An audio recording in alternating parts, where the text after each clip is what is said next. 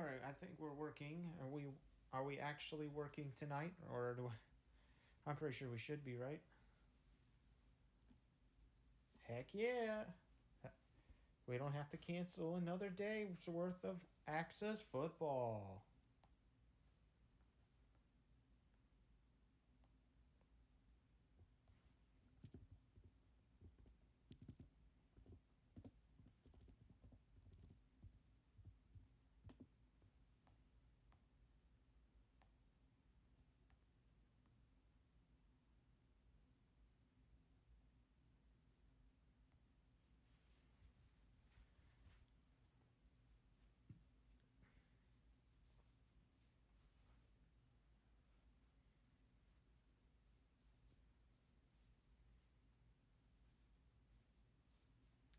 All right.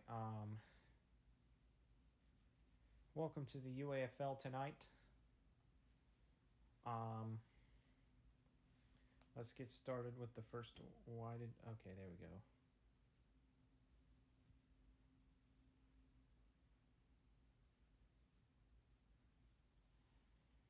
All right, let me go and head to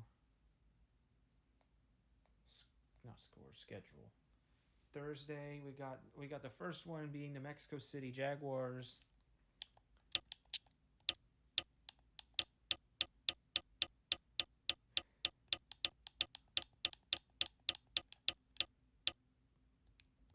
versus the who's playing tonight? Who else is Mexico City playing? The Orlando Rockets. What is the description for this stream?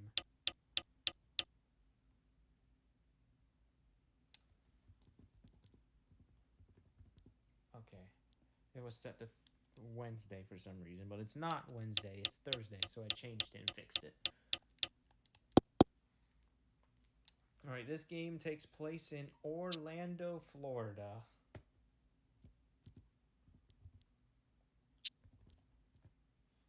It is currently clear with no wind. It's gonna stay that way, so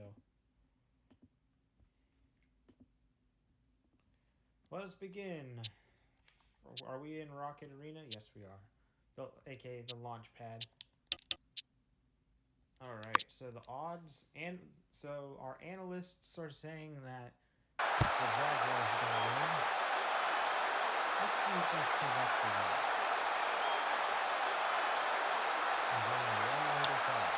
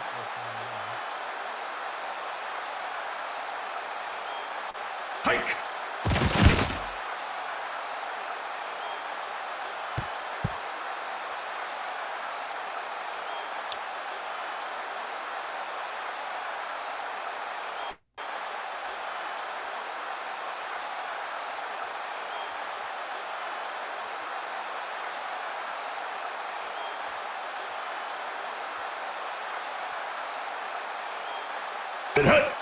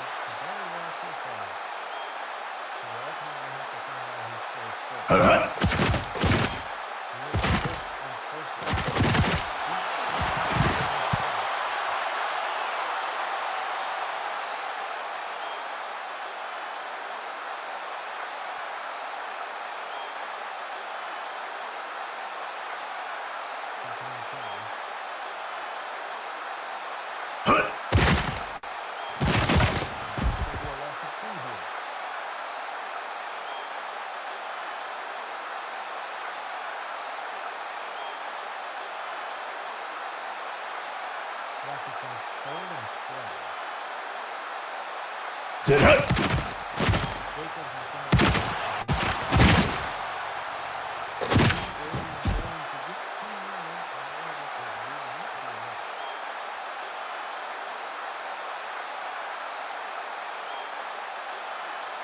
And as it is 4th down, the Rockets will now have to punt. Let's see what Hike!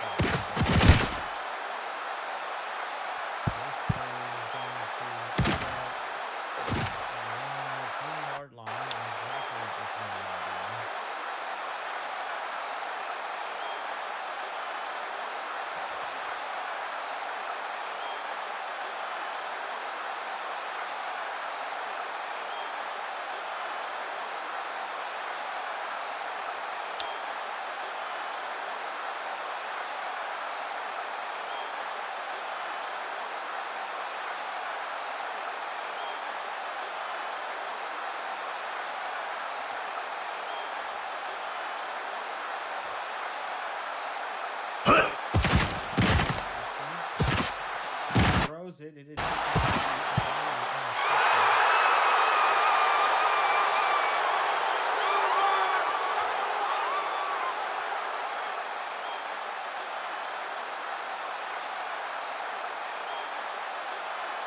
Sit hike!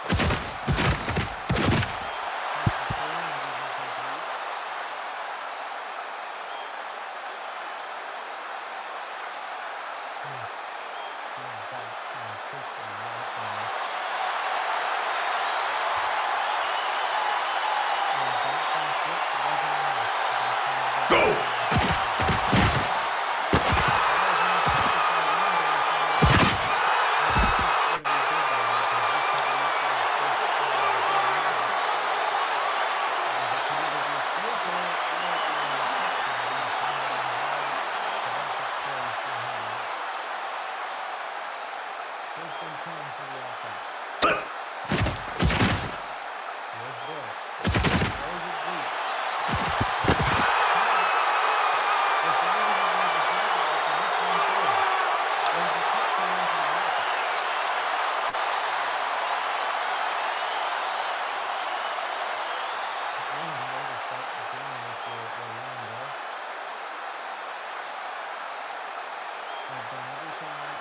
Sit hut. That led to this touchdown. Now the Jaguars are going to have to find a way to respond here.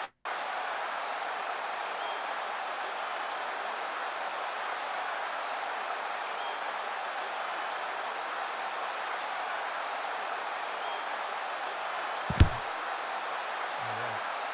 Kickoff's going to land around the 40-yard line. To the 25-yard line to start this drive.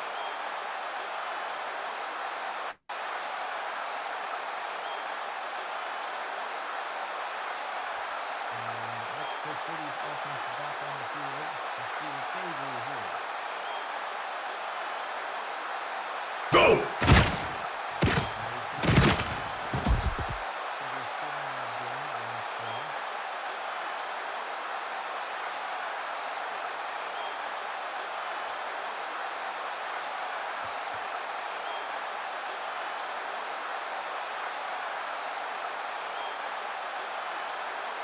Second and 3. Hike.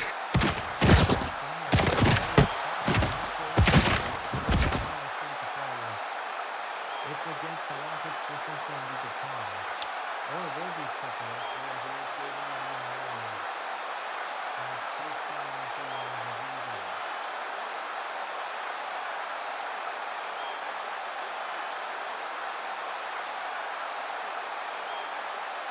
Hut hut.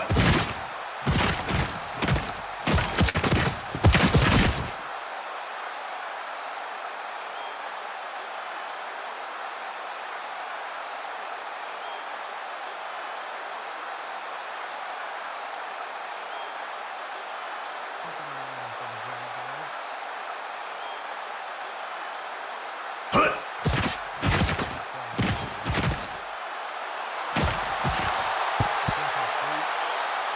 The flag is against the Rockets, however, and it's another first down for the Jaguars. From Colgan this time. Gotta stay away from those penalties if they're around you, as they can really screw you over if you continuously commit fouls. Hut.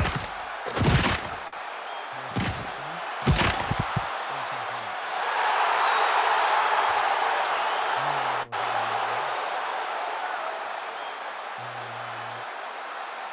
That's on the second down. Hike. Second down. He throws it deep. It's incomplete. That's defended. That was dropped by Cooper, who should have had this one. And Xavier Austin is so far 1 for 7 today on passing. Go.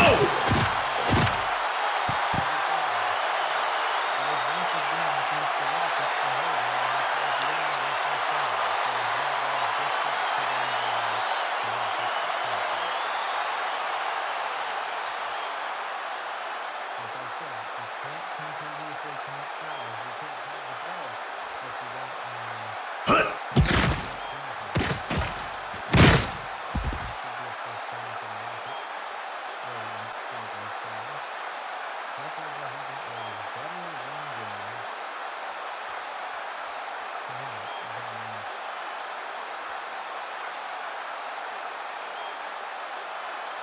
there's a flag. This time it's against the Jags for a false start.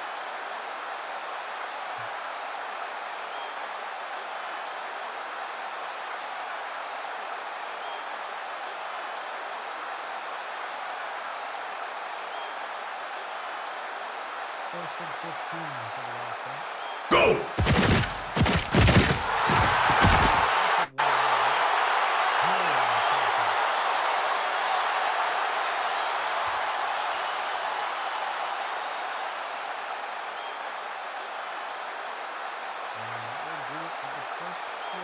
So far, Orlando leading 7-0.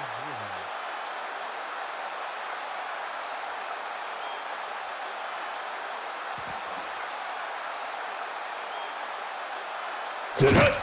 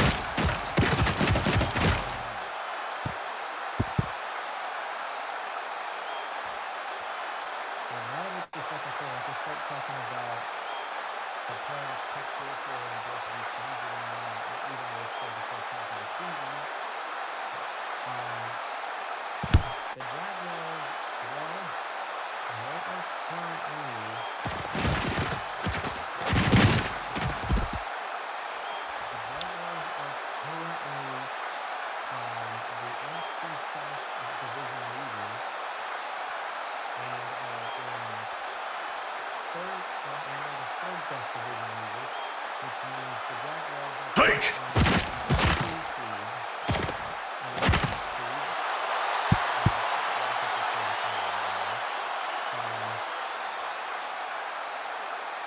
However, if they win tonight, they move up to first, and they will stay there if both the Barons and the Axemen lose. Go!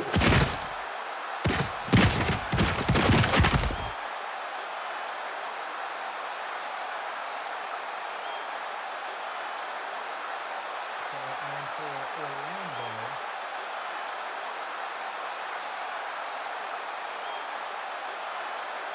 Go!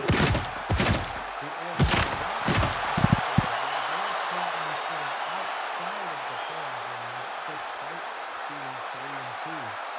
However, if the Rockets win tonight, they will move into playoff range. Hike!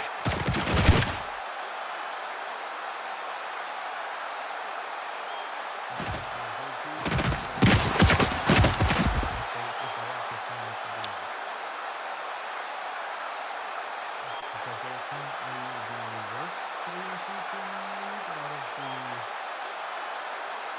6 of them. So, however, all of those 3-2 teams by the end of this year.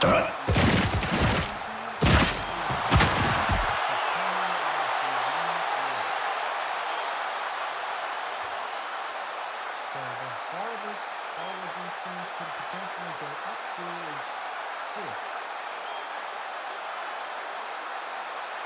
which would put them in the wild card range. Go!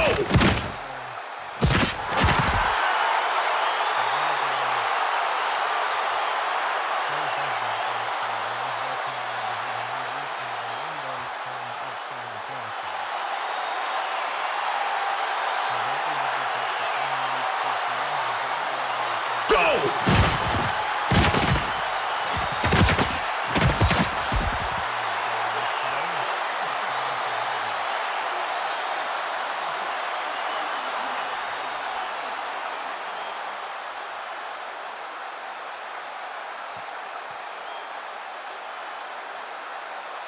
Sit hut!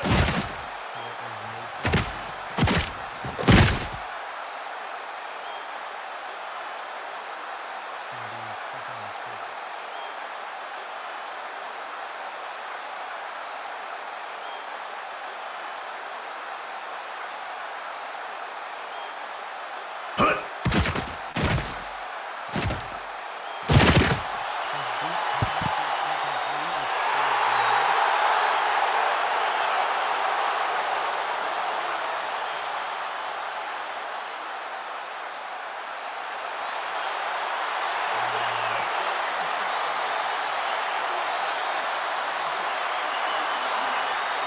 Hike!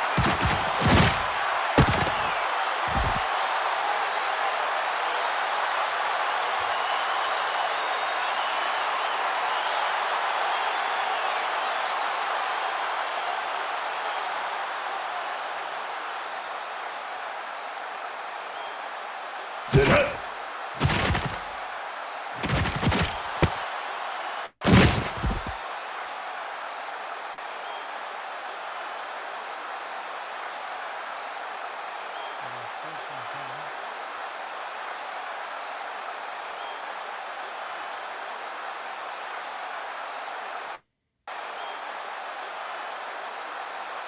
Tonight!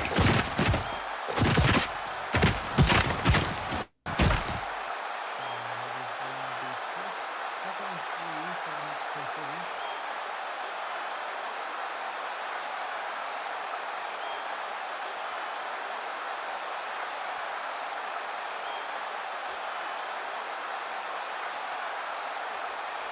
Go!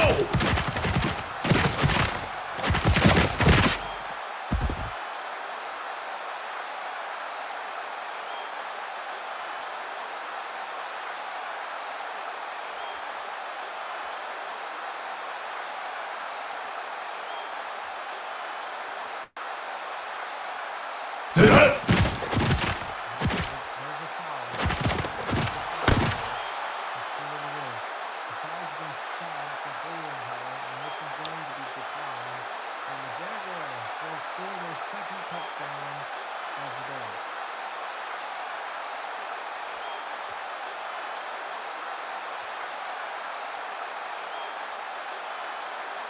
Strike!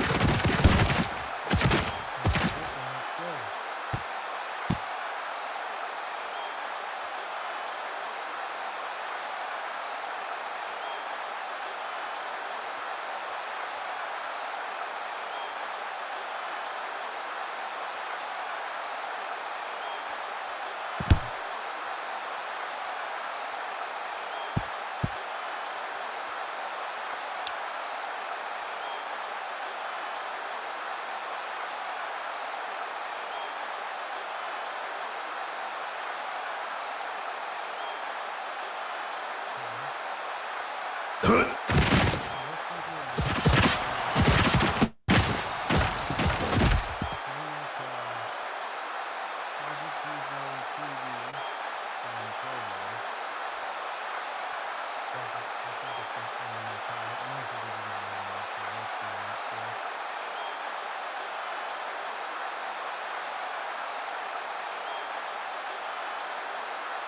Go!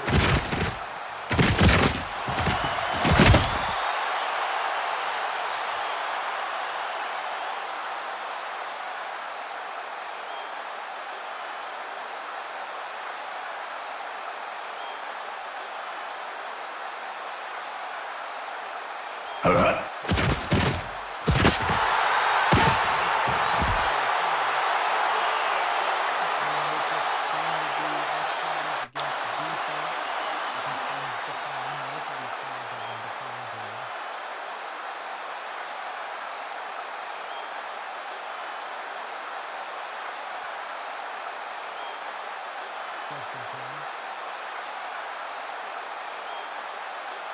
Strike!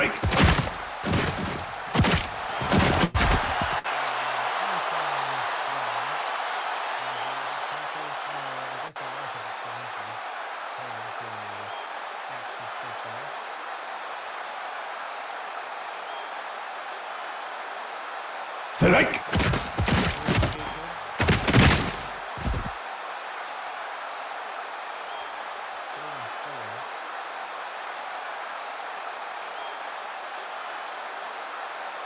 It looks like the first person that wins tonight in the UAFL happens to be on kick. His name is Ian Hubward. Welcome. Alright.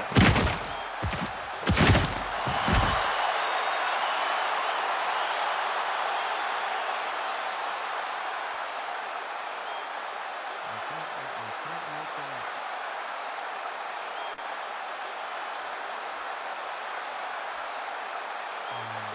Sit hut.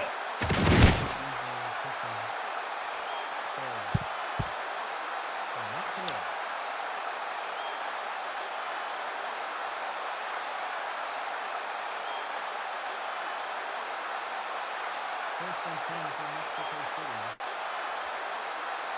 Sit hut.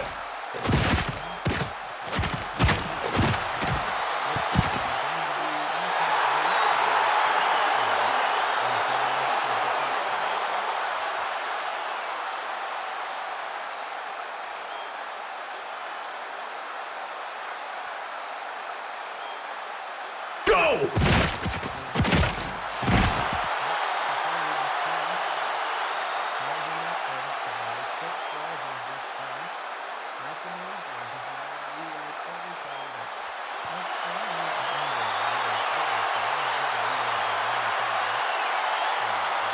Strike!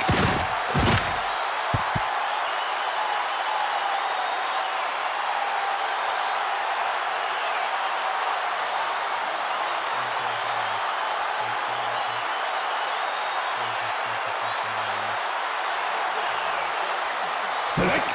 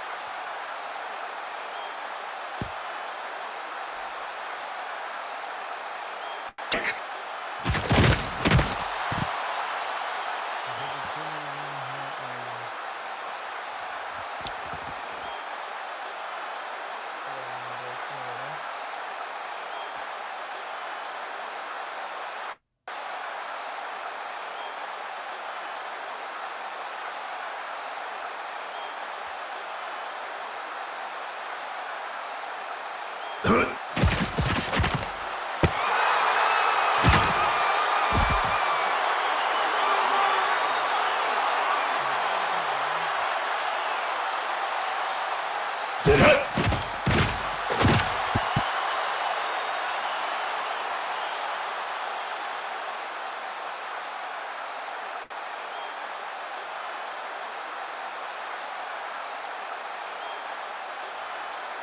It is 32. Sit hut. Deflected by Patterson and it is just down. And the Rockets will likely punt this one away.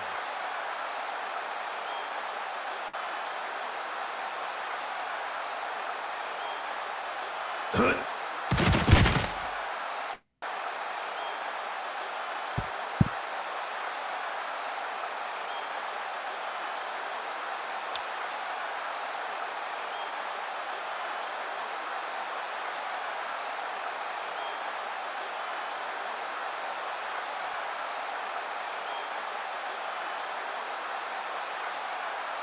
Go.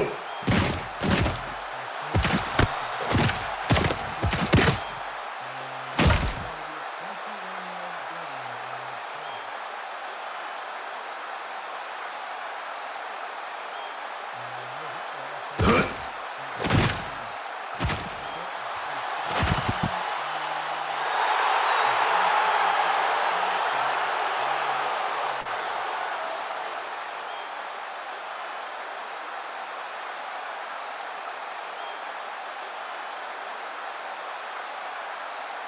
Sit hut.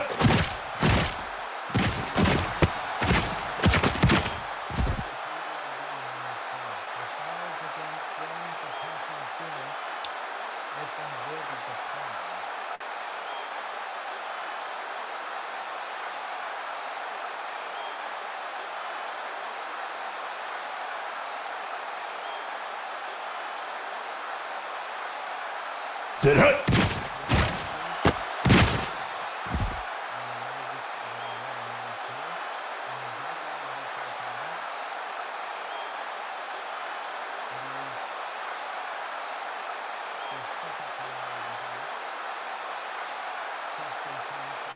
Go.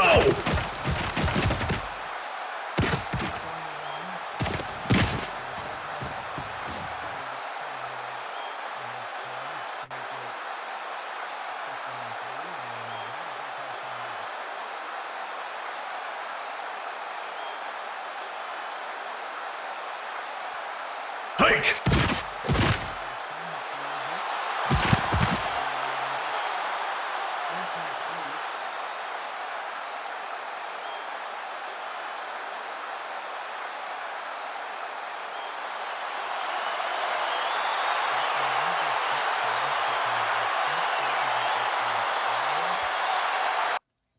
Just want to see. I want to close this. Yeah, I knew it. I knew it. There was something wrong. My apologies, chat.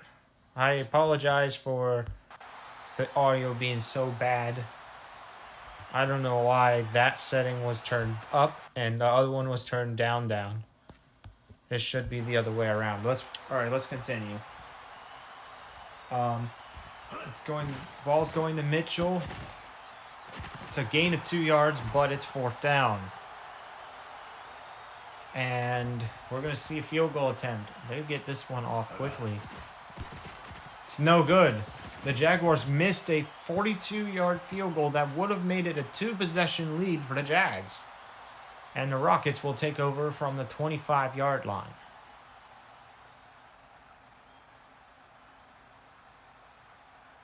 Let's see what Orlando does on offense before the half ends. Baker will get a 1st down, and it's a timeout.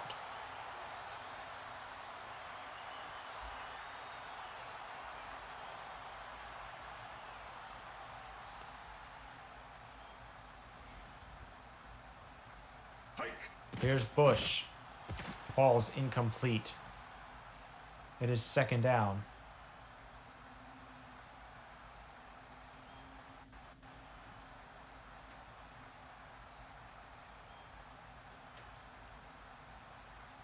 Second and 10. Here's Bush. Throw is caught by McGuire. And it's going to be another first down for the Rockets. 14 seconds to go in the half. Let's see what Orlando does here. Andre Bush is 7 for 14 today. Here's Fuller. It's going to be a first down. I expect no huddle here. And I expect them to get the kickoff as quickly as possible. And they got the kick. And the field goal is good. And that will take us to halftime. The Jags are up by 4. As so far, this has been a very competitive game between these two teams, as both of them have aspirations to make the playoffs. Mexico City Jaguars, though, are competing in an easier division, as a lot of the teams in the NFC South are not very good. Same with Orlando as well. They are, because both the AFC and NFC South divisions are some of the worst in the league. We got especially the AFC side, where you have Tennessee, and as well as Calgary.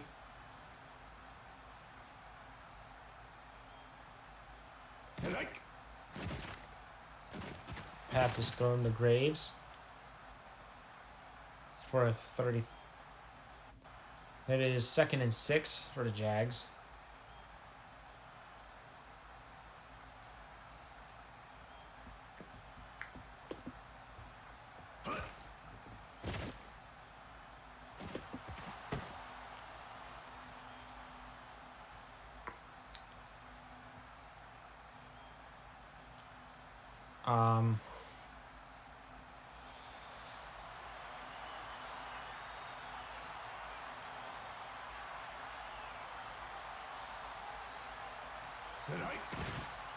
Here's Mason. It's going to be a 3-yard gain, and it's going to be a kick. And Patterson is injured, and he is out for the rest of the game.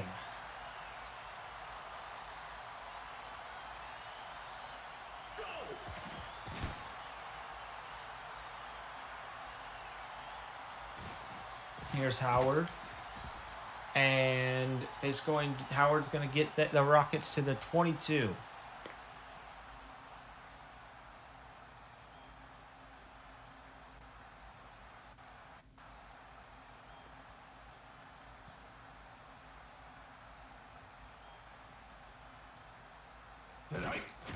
Here's Jacobs. It's 2nd and 4.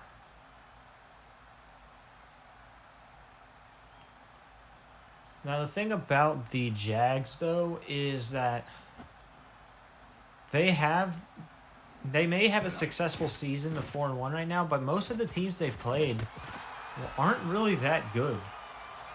Especially considering the Jags are from the NFC South, which is the weakest division in the NFC. I hate to throw criticism on teams, but the Jaguars, they have yet to fight a real challenge. However, the Rockets are putting up a good fight against the Jaguars here tonight. It's 2nd and 4.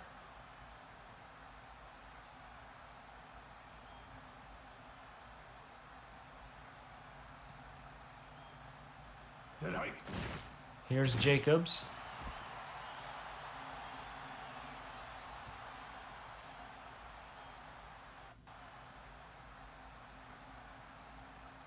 And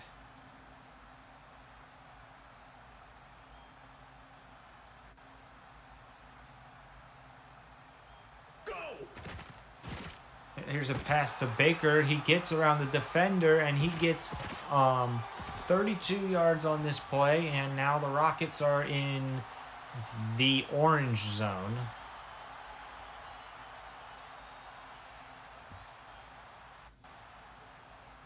Or the Rockets enter the yellow zone here,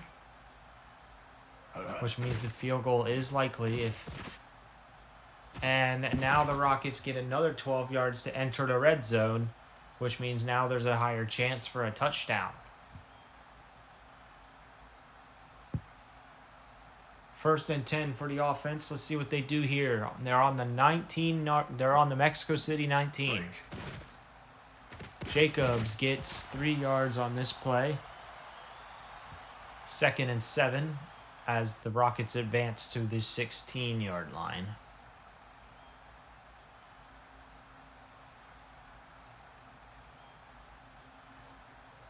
Here's Bush. He throws to Baker. And it is a first down for the Rockets. And it's 1st and goal. 6 yards to go.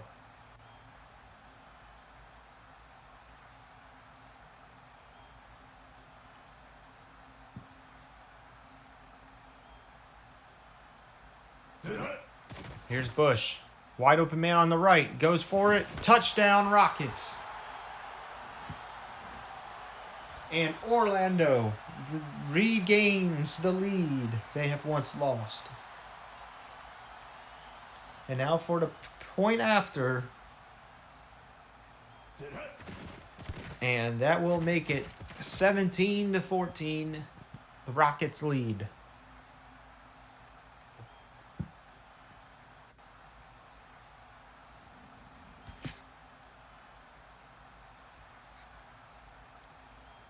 What in the world is this new UI?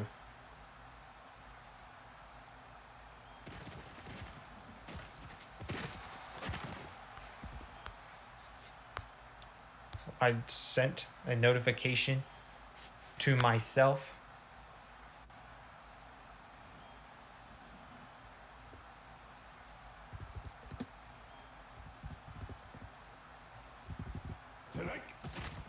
I didn't even know I could do that.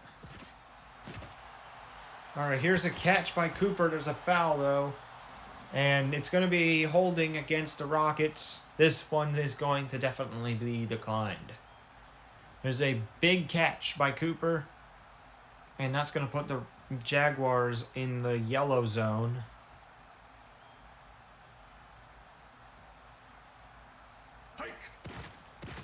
And the Jaguars are going to advance 9 more yards. It's 2nd and 1.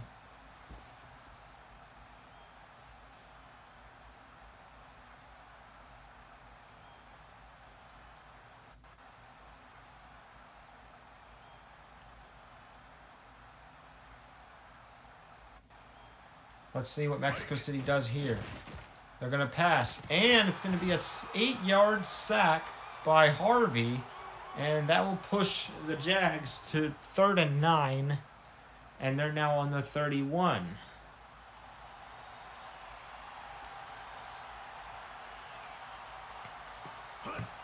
Here's Austin with the throw.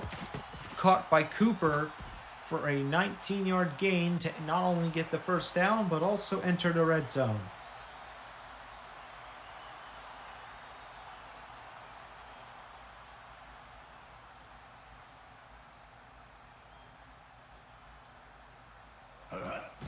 Here's Austin with the throw. It is incomplete as it was deflected by Pierce.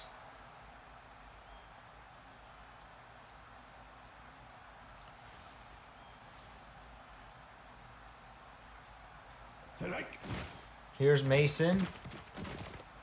He's going to get 9 yards on this play. It is 3rd and 1. Jags need 3 yards for a touchdown.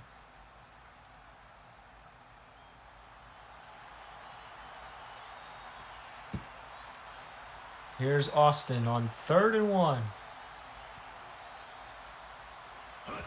He's going to run, and he's not going to get the touchdown. However, the Jaguars will get a fresh new set of downs here.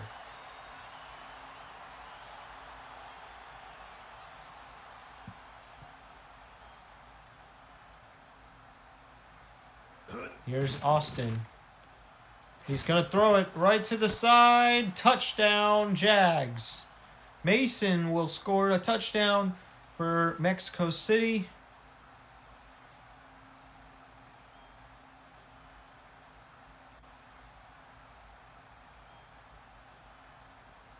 And here's the PAT. And it is good. And the Mexico City Jaguars lead 21-17. As we have a good game here, fellas. Both teams with playoff aspirations. But only one of them is going to win tonight.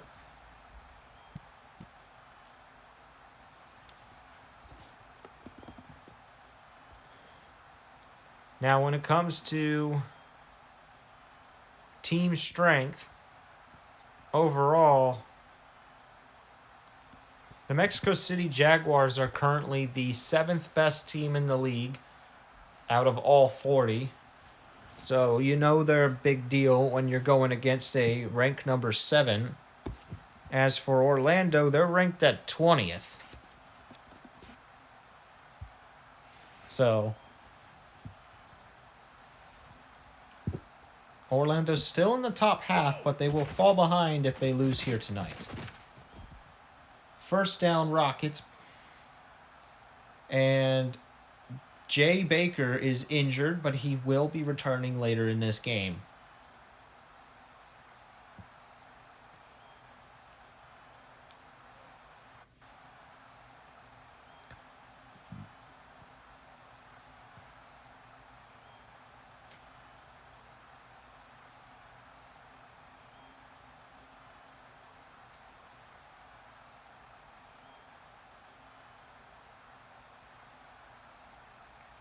First and 10 for the offense. Here's Bush. He throws down deep. Incomplete. And it is 2nd and 10.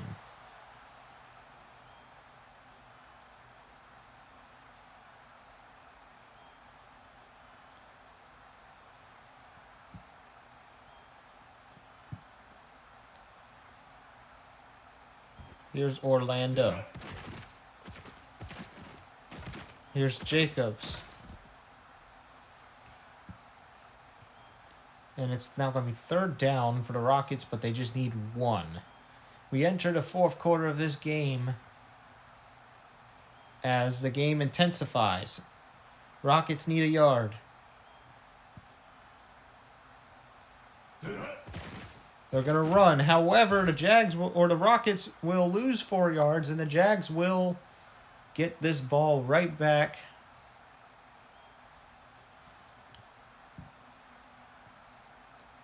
As it is 4th and 5.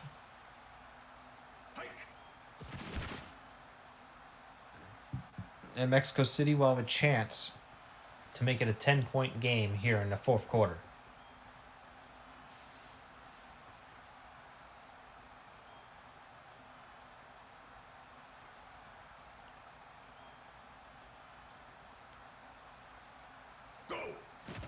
Here's Austin. He throws deep. It is incomplete. Defended by Garza. And it is now 2nd and 10.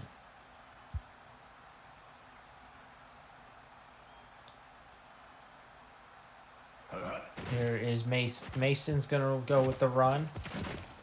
And it's a 1st down.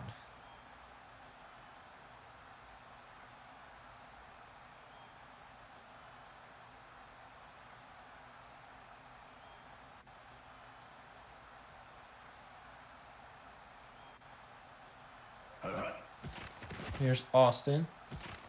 He throws, and it's incomplete. 2nd down. Bad throw by Austin.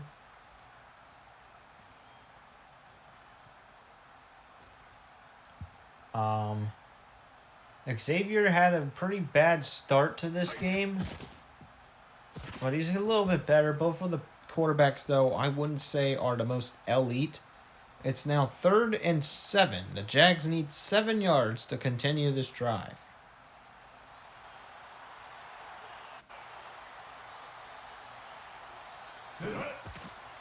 Here's a throw. And it's going to be deflected by Wanger. And it's 4th down, and the Rockets will now have a chance to take the lead here in the 4th quarter.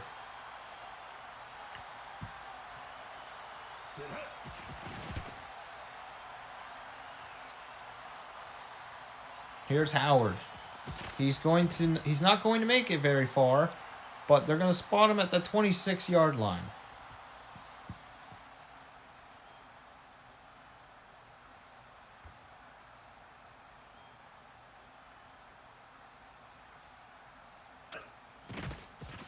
Here's Jacobs. He's going to get 7 yards on this run. 2nd and 3.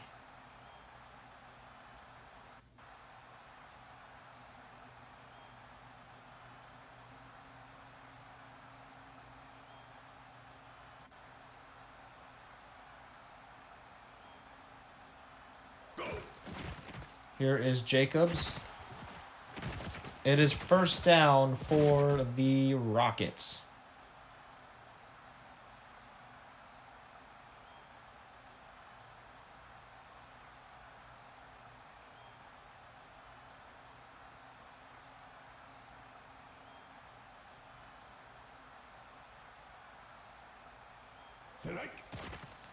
Here's Bush. He's sacked by the defense, and it's a loss of 8. Miles on the tackle.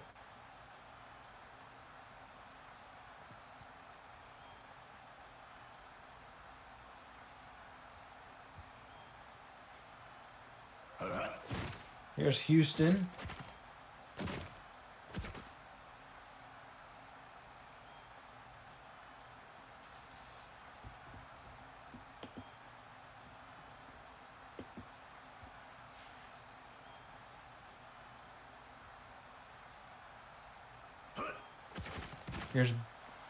Oh, the ball is intercepted by Jensen, and it's a turnover. And the the Mexico City Jaguars will repossess the football here.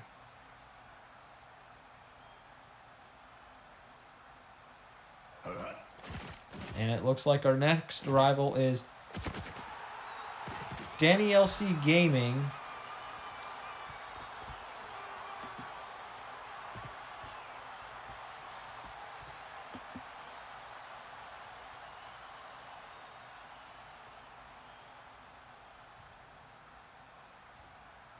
I don't know what's up. What is up with these logos nowadays? A lot of these logos nowadays on Trovo are like basic.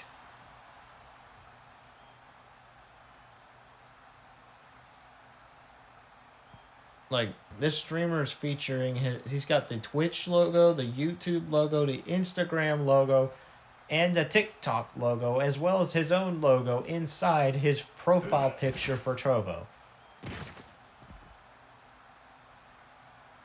Like, that's not something you should do.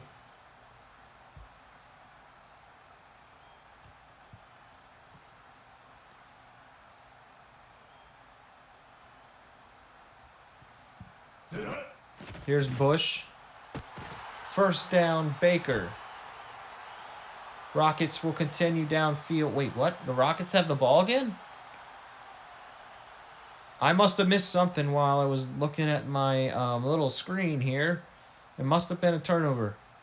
There's no other way I would have seen this happen. Rockets are going to get nowhere on this play. 2nd and 11. Clock is starting to become an issue for Orlando as there's only 4 minutes to go in this game.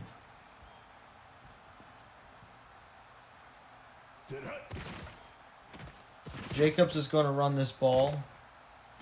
It's an 8-yard gain on the play.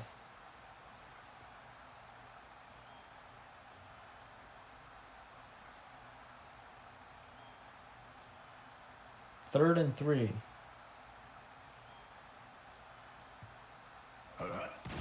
There's a foul. It's a 1st down if it stands. It will stand as the Rockets are going to decline this one, as this one is against Mexico City.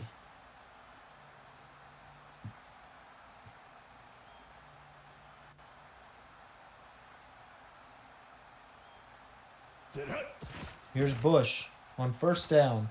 He's going to go for the end zone. Caught! Touchdown, Rockets.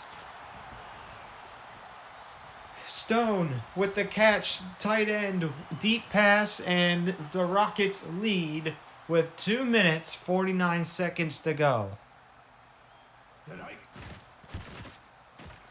And the PAT is good. Rockets lead by a field goal, 24-21.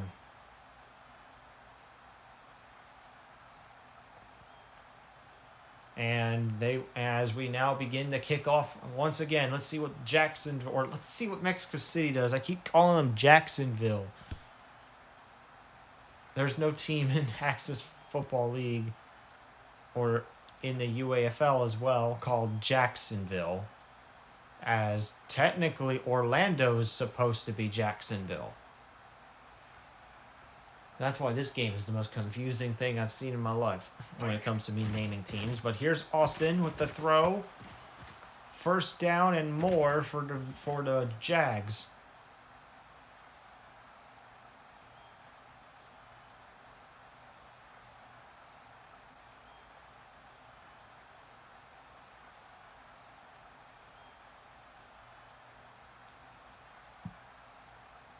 First down.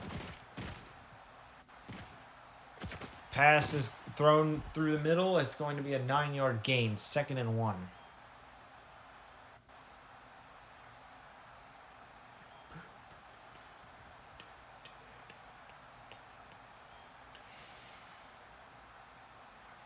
Set hike. Here's Austin. He's going to screen it to Ray for a first down. And it's going to be a 2-yard gain here.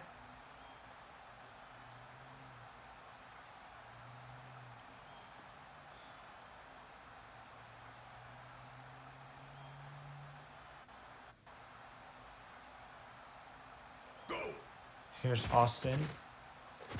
Pass is caught by Mitchell. However, he freezes in place as the 2-minute warning hits here in Orlando, Florida.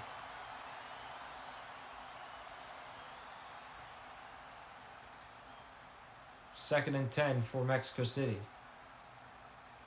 Go.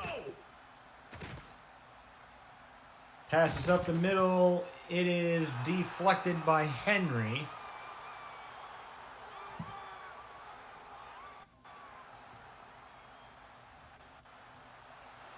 Third down. Mexico City needs 10 yards. Hike. They're going to throw. And it's caught. However, there's a foul. It is against Orlando, and this one is going to be accepted for a few inches, I suppose.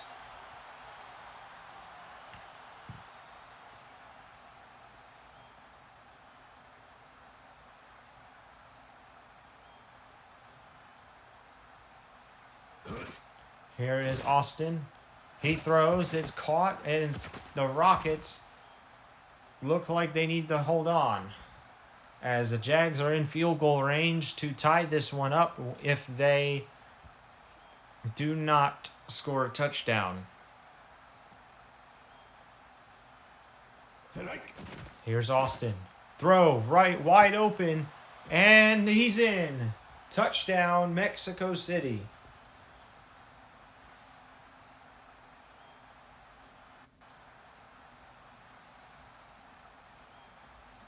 And we now wait the field goal here.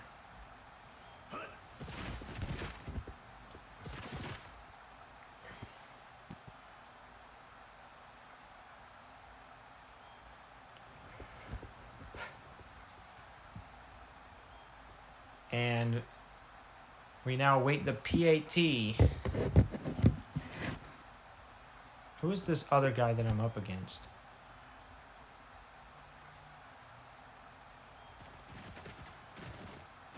Okay, this other guy is playing Fortnite right now. I respect that.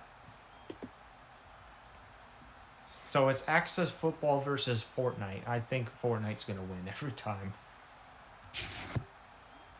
Yeah, Trovo has this PK battles thing. Imagine if YouTube had that. That would have been cool. Pass is incomplete. It's 2nd and 10. Orlando has 1 minute, 25 seconds to score. They are down by 4, so they will need a touchdown. And I don't know if this might be true, but this could be their last chance on this drive. Orlando with the throw. Almost sacked, but it's a gain of 5. And the Rockets are not going to go with no huddle, as that's the most surprising thing you can do if you're the Rockets, considering there's only a minute left in the game. Go.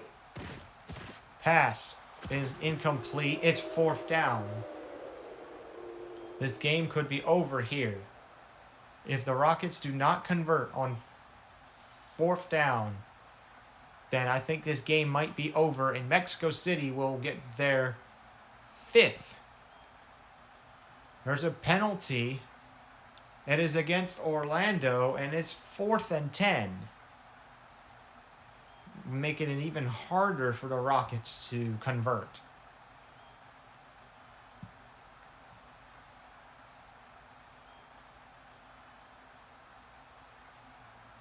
Hike. Here's Bush. He throws. It's incomplete. It's a turnover on downs, as the Jaguars are probably going to win this game now. Orlando only has 2 timeouts to save themselves with, though.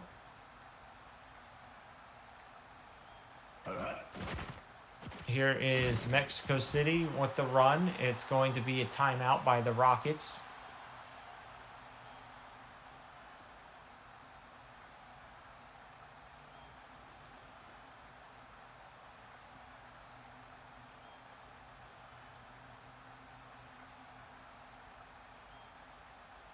Hike. Here is Mason. He's going to get 2 more yards. The Rockets will call timeout again.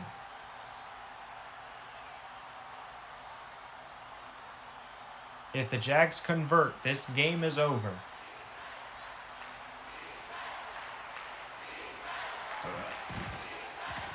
The Jags will get only 2 yards. It's going to be 4th down. However, I think Orlando might not have a lot of time, as the Jags are going to intentionally milk the clock here.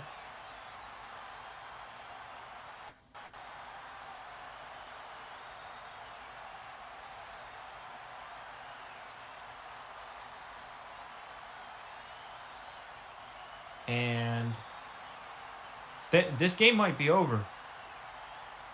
The kickoff, there's a flag. It is against Mexico. It's against Mexico City this time. So now the Jags are. I think this might end it, as a field goal will start the clock back up, and it's definitely going to be 3 seconds. And Jags win. The Jaguars win 28-24. And Mexico City is 5-1 at the end of the first half of the season, while Orlando is now going to fall to 3-3.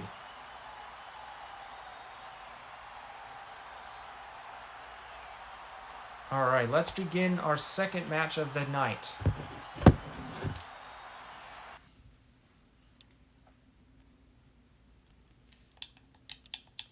Our next matchup is between the Nebraska Thunder as the away team.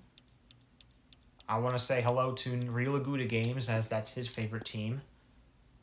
And his opponent, the home team, is going to be the Vancouver Mallards. Both teams, I think, are 3-2 right now.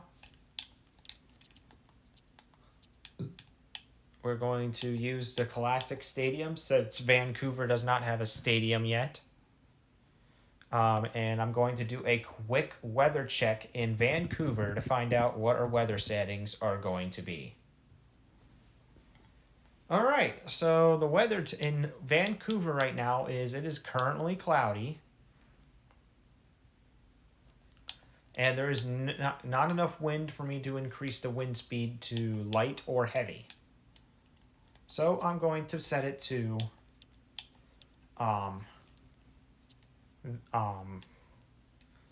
0. And Vancouver, and the favorites to win this game is Nebraska. Let's see what happens here. The Nebraska Thunder will both Nebraska and Vancouver also have playoff aspirations. They're both 3-2.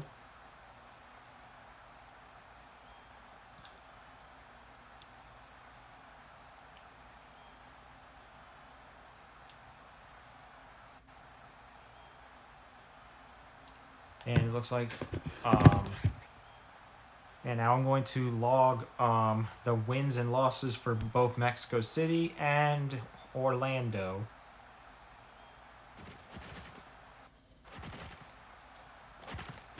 Starting with Mexico City, since they were the away team last game. Mexico City is now 5-1 with a point differential of 22. Putting them in, that's going to keep them in first place in the NFC South. They are now 2 games ahead of Atlanta. As Atlanta did win last night, or 2 nights ago, before we had the 1-day break because of course, Prism not working. And as for the Orlando Rockets, they fall to 3-3. And they have a point differential of -6. As now only one team in the AFC South has a winning record, and that is Indianapolis, who's going to be playing later this week. Orlando is in second in the division, despite having the neutral record of 3-3.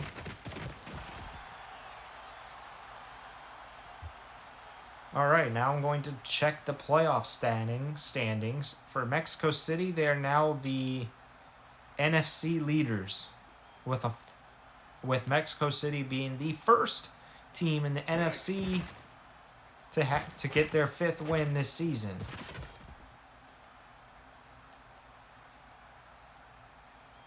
And actually, they're the first team in the whole league to get their 5th win of the season, as no one else has a higher record than Mexico City. As for Orlando, the Rockets, they will fall to 3-3, and because of that, they will actually, and because of their point differential, they'll actually go down to 12th in the AFC, as Edmonton moves up to 11th.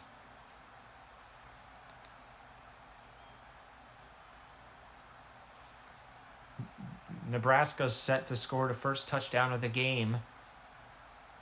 Let's see what happens here.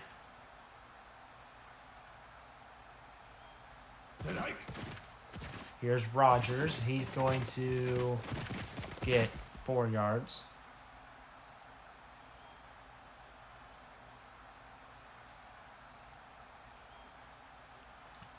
And now for the overall rankings. So for Mexico City, of course, since I said earlier, Mexico City is the first team to get their 5th win this season. The Jaguars are now in first place in the whole league. Congratulations, Mexico City. You are once again number 1. We'll see how long that lasts, though, because there is still 7 aspiring teams that look to pass Mexico City by the end of this week. Touchdown, Nebraska. Ball scores for the Thunder, and it is going to be the game-opening touchdown, and Nebraska will take the lead early. So Denver has been dethroned of being in first, but we'll see how long that lasts, because they have not played this week yet. As for the Rockets, though, with a record of 3-3 now, the Rockets will no longer be in 20th. They will be going down. I gotta find the ruling to see how far down they will go, though.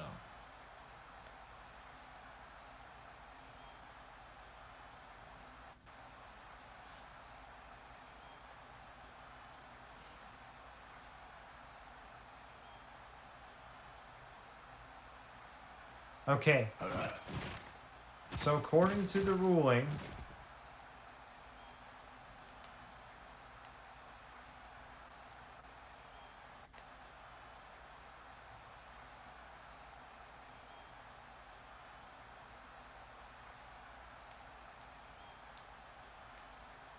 the Rockets will now go down to 25th in the league, as Arizona will now take over 20th.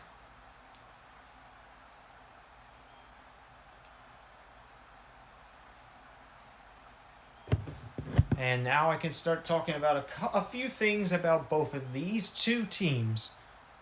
Let's start off with the division rankings for both these two teams. Both of these teams are from the West. However, they're both from opposite conferences.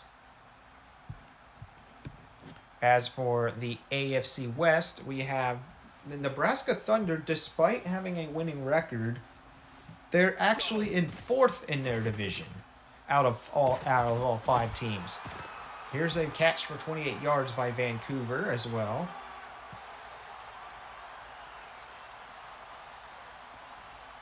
As Nebraska has had a decent season so far. Well, they started the season losing 2 games in a row, ending up being 0-2, looking like one of the worst teams in the league. But they came back ever since, as they are now, as Nebraska is now 3-2. And if they win here tonight, it will be their 4th win in a row. Screen to Ray, as Nebraska fails to tackle, and it's a 9-yard gain on the play.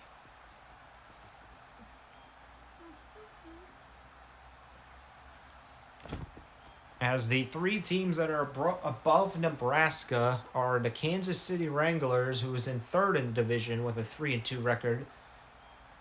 The Las Vegas Outlaws, who are in 2nd in the division with the record of 4-1. And the Denver Mountaineers in 1st in the division, and as well as the entire conference, actually.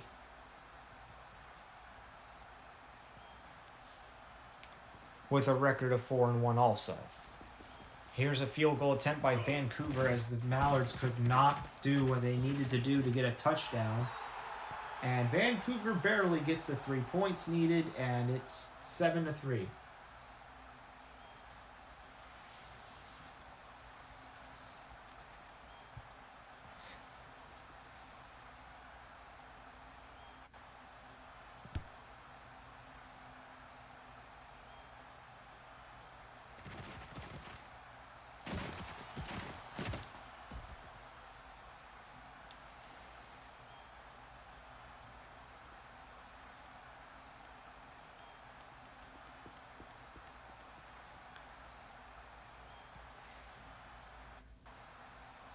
All right, and here's Nebraska. Rogers with the pass, incomplete, dropped. As for Vancouver, they are currently in 3rd in the NFC West with a record of 3-2. However, a win tonight will put them in 1st and will keep them there if both San Francisco and Arizona lose.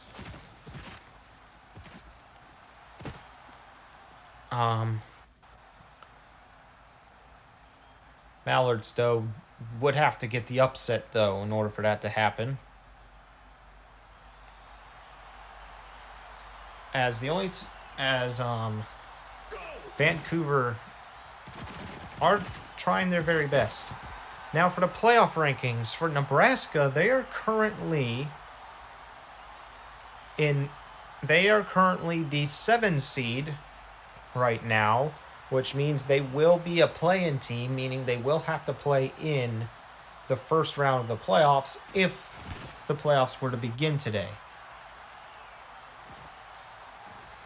For those who don't know how the playoffs works, is that 10 teams will be going to the playoffs per conference, meaning a total of 20 will end up going. However, 6 teams will get a first round. 6 teams per conference will be getting a first round bye.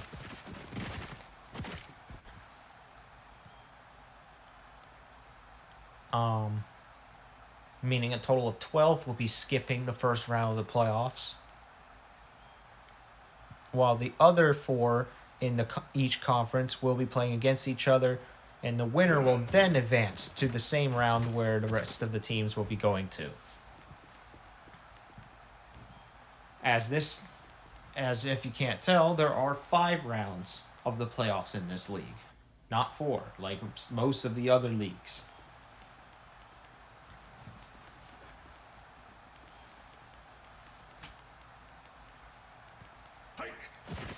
And since Nebraska is currently in 7th, that would put them in the play-in tournament, the play-in game. They would be up against the 10 seed, in which that currently is the Miami Warriors. I mean, both of these teams would make an interesting game.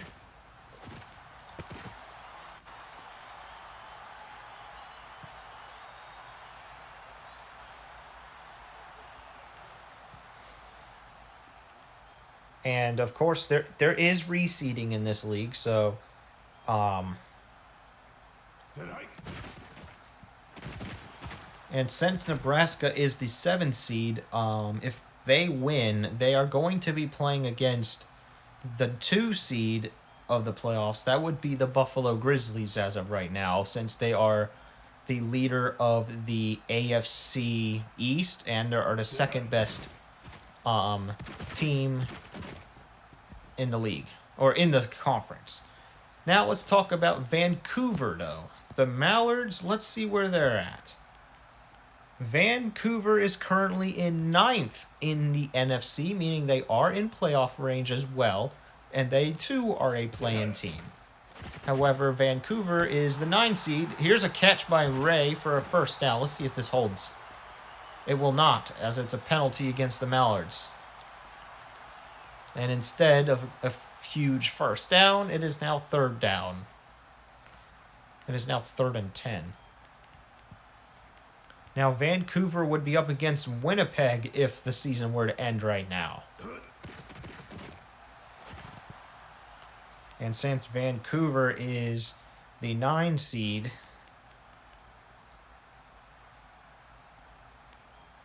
they would either be playing Green Bay or Mexico City in the next round of the playoffs if they do win against Winnipeg.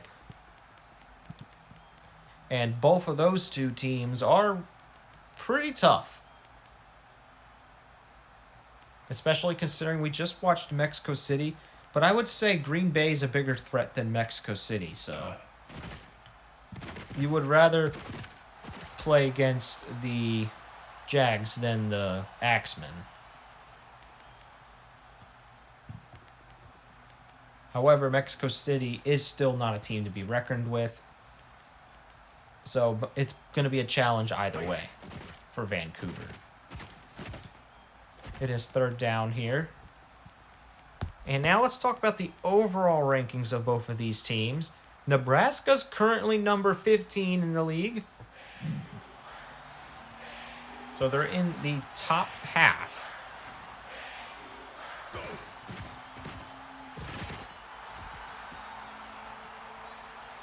And as for Vancouver, however, Vancouver is actually 1 spot above Nebraska, as they're in 14th. So this game is going to be very intense because it's a 14 versus a 15.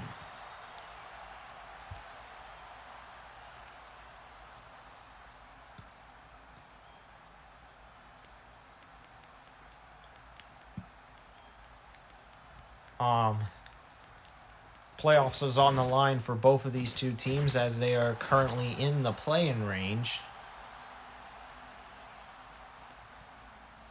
Well, I mean, it's not really completely on the line. There's still 6 weeks to go after this week. So whoever loses tonight, just know it's not over. There's still 6 weeks to go. This would just be the end of the first half of the season. However, going into the second half with a winning record is on the line today, though, as the loser will be 3-3 and it will be an even game. First down, Mallards.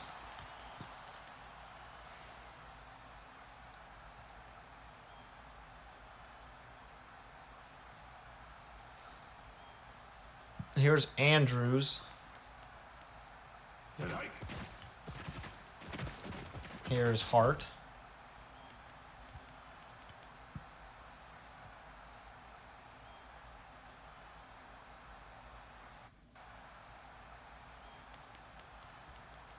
It is 2nd and 13. Go. Andrews screens to Ray. And the Mallards will get another first down.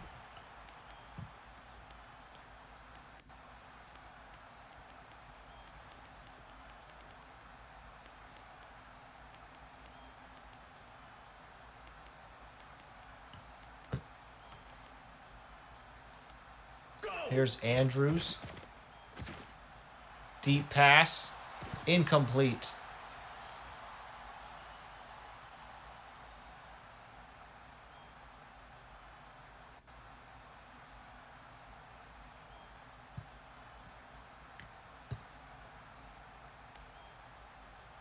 Hike.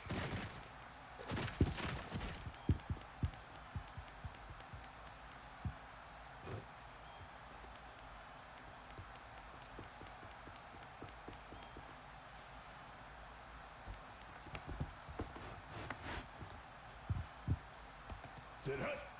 Here's Andrews. Pass is incomplete. It is 4th down, and the Mallards will punt this one away.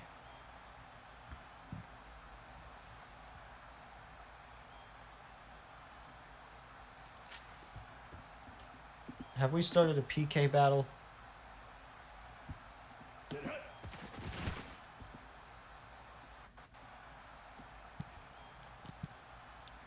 No.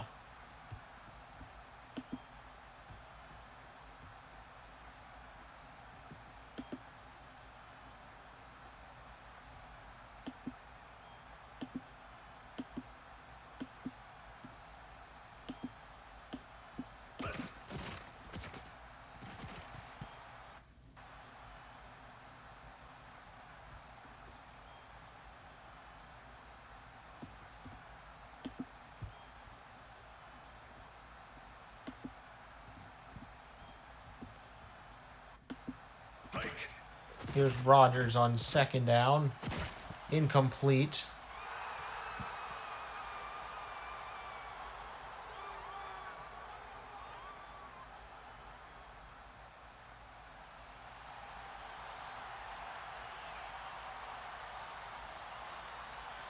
Set hike.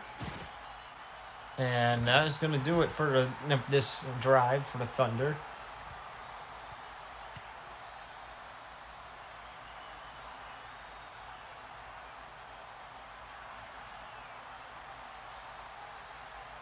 And Nebraska will punt here.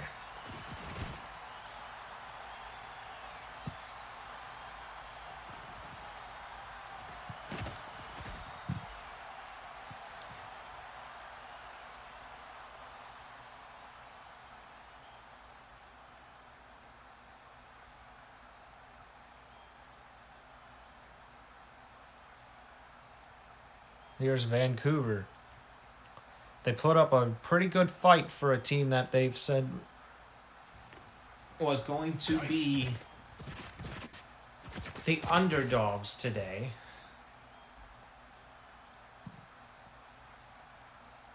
And who do I mean by they? I mean the in-game analysts.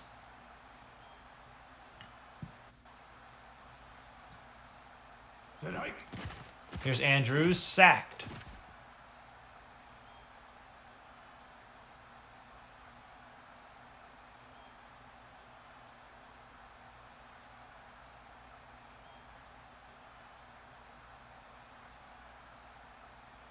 Third and 12. And this one is going to end off with a punt.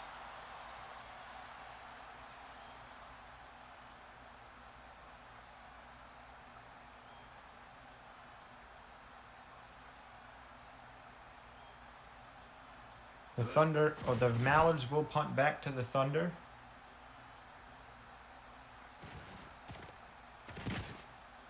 And Nebraska will get the ball on the 28-yard line.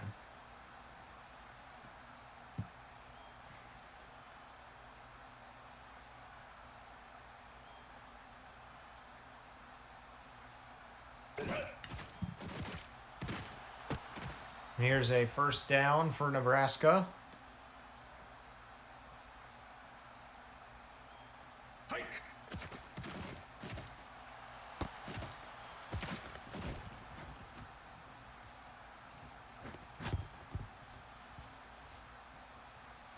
Set hike. Here's a pass to Franklin for a first down.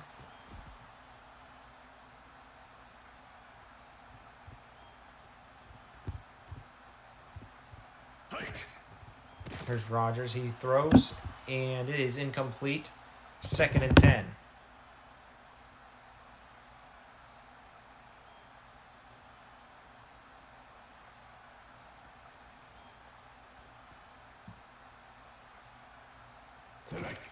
Rogers, 2nd and 10 for the Nebraska Thunder. He's going to run himself, and it's a first down for Nebraska.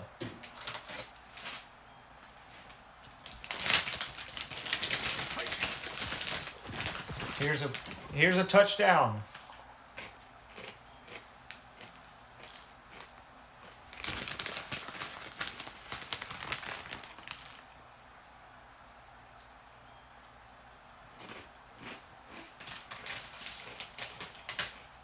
There's a field goal by Nebraska. And it's good.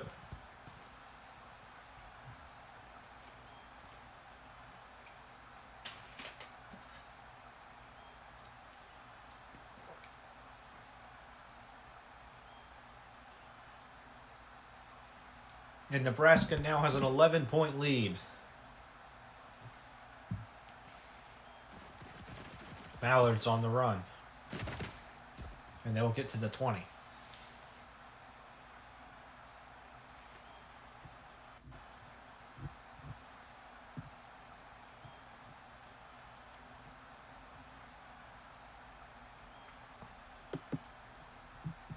Select.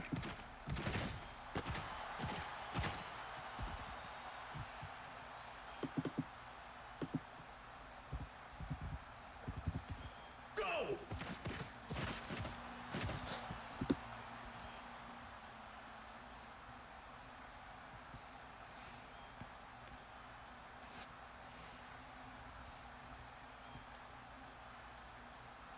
It is now 3rd and 6. And the Mallards will not get enough yards, and it's 4th down. No huddle on the punt, however. That's a little interesting.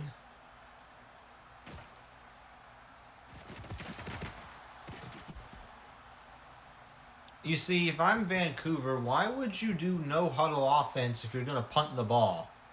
That is something that makes absolutely zero sense.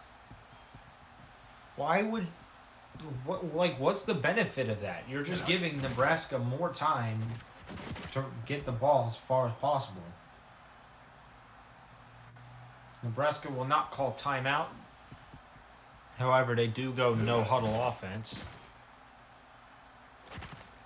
And that will do it for the first half.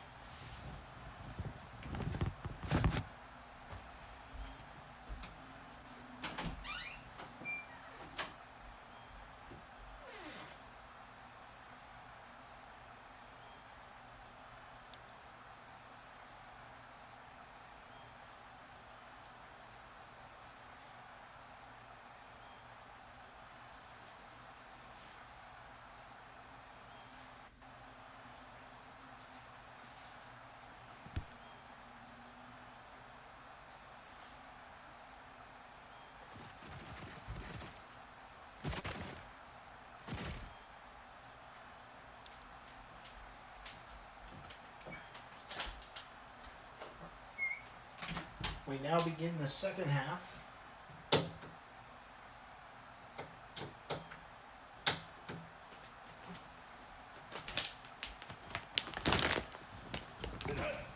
And Andrews is going to be the one to pass. Incomplete.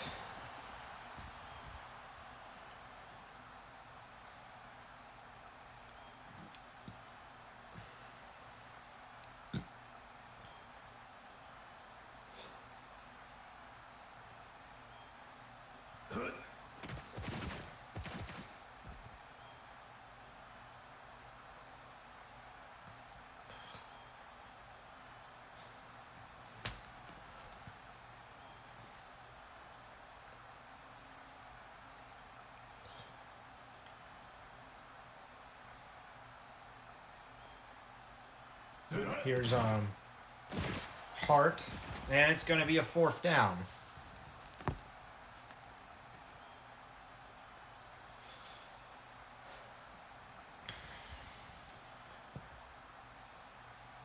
Fourth and 17 for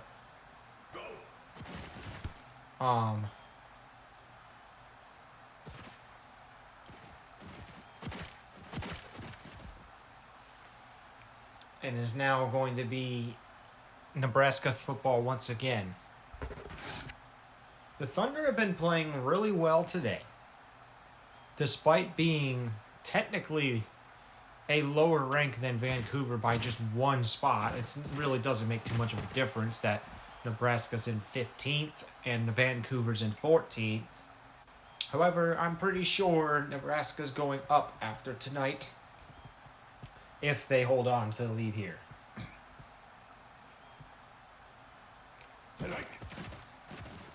Here's Rogers. It's going to be a 4-yard gain on the play. The Thunder do have a winning record already, and they're in 4th in their division.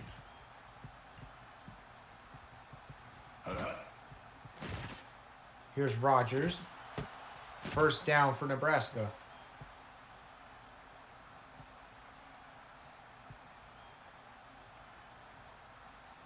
As Nebraska currently plays in what I like to call the division of death, because almost all the teams are good. Not a single team in this division has a losing record. Not even Edmonton.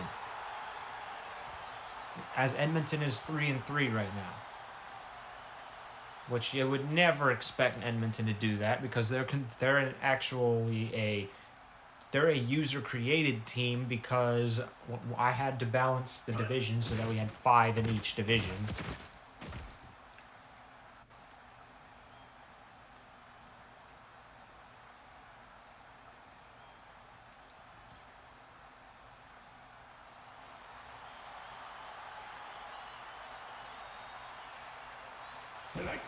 Here is Little. 6 yards, and it's 4th and 1. Nebraska will kick a field goal to make it a 14-point game. We'll see.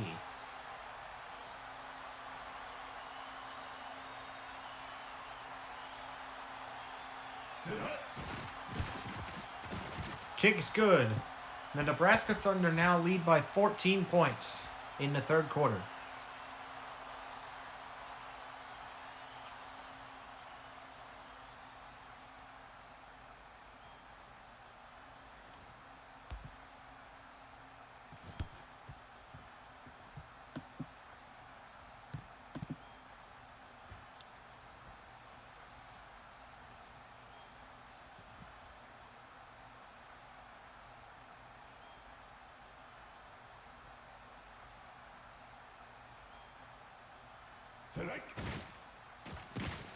I am surprised the game did not matchmake me for another PK match. I'm guessing there wasn't enough people on Trovo for some reason.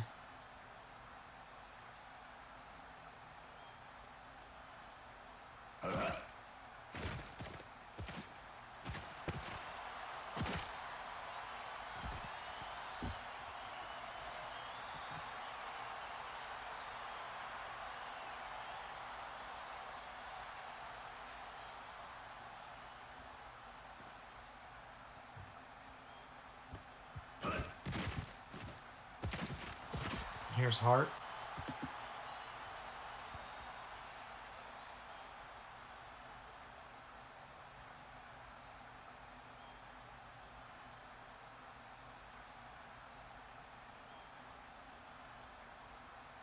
Sit hut. And Nebraska will get the ball here.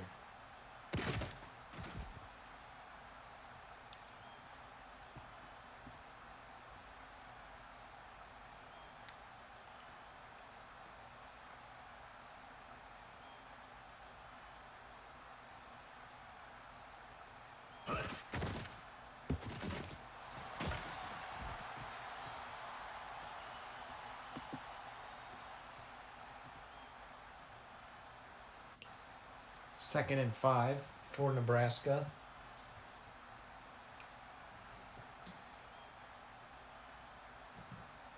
Sit hut. Here's Parker, and it's going to be 5 yards. 3rd and 1, though.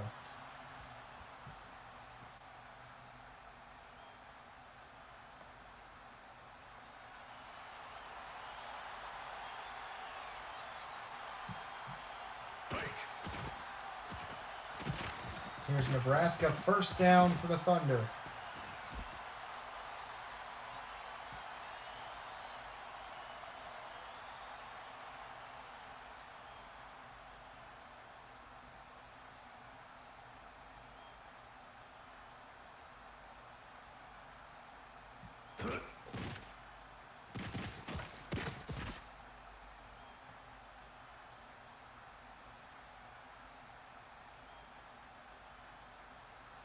Second and 5.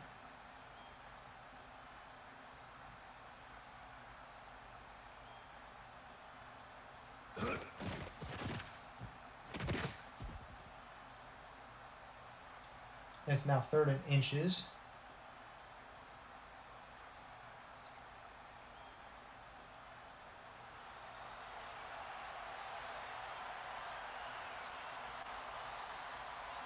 Sit hut. Nebraska with the throw. It's caught by Franklin for a first.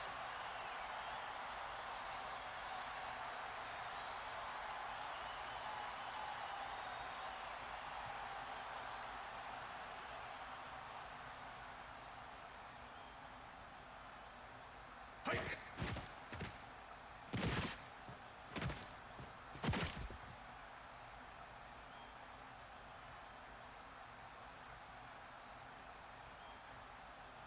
And it's 1st and goal.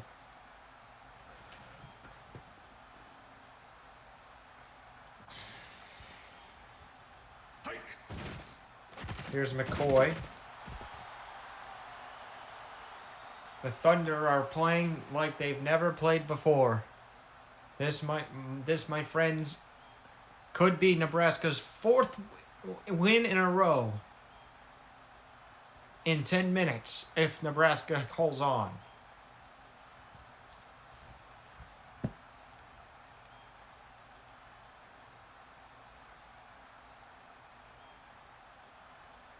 Sit hut.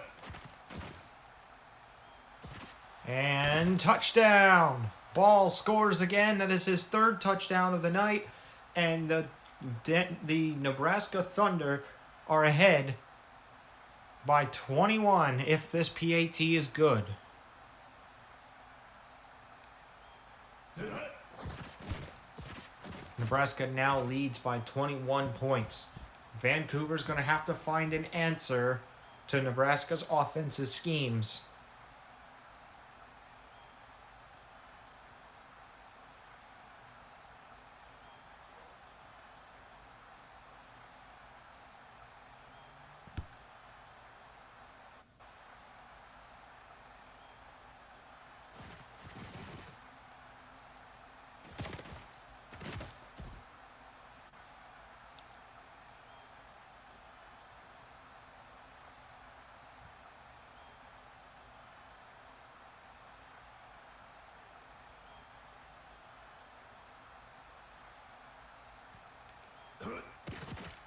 Here's Andrews. He throws deep. And it's incomplete.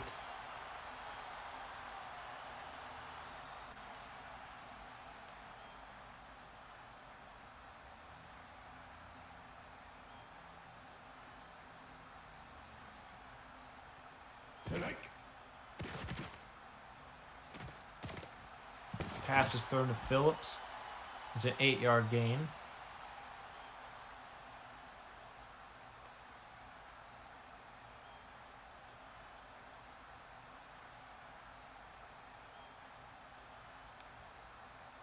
Sit hut.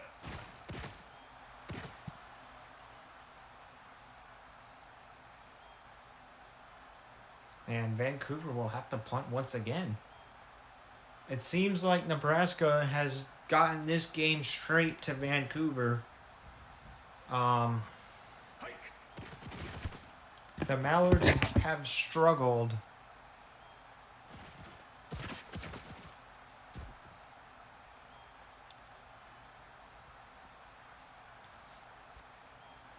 Vancouver's had their struggles. They were 2-2. They were 2-2 2 weeks ago, and now they're on the verge of being 3-3. They can't escape being better than one.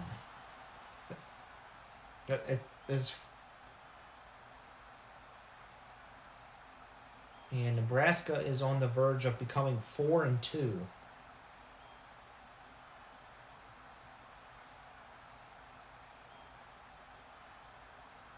Hike. Yeah, that's another first down for Nebraska.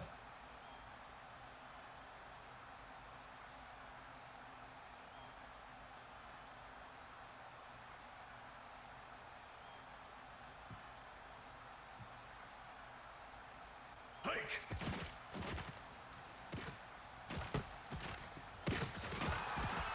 It's going to be 2nd and 12 now.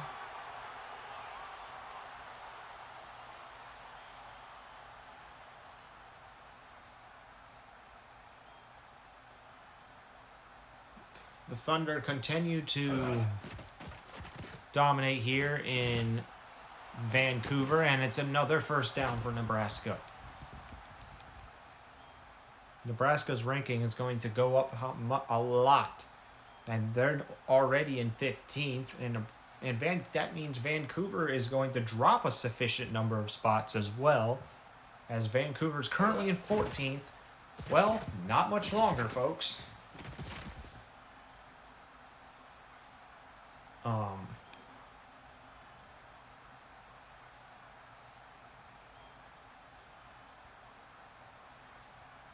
Both teams are in the top 20, which is a start. But Vancouver might be kicked out of the top 20 here in a minute depending on how much they lose by. They're so far losing by a decent chunk, though. They're down by 25.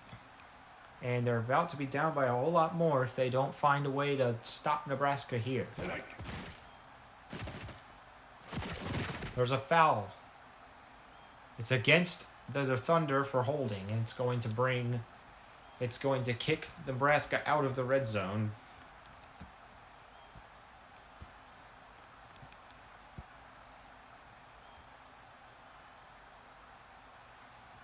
First and 20. Here's Rogers. He throws it deep. Incomplete, and nearly intercepted by Goodwin.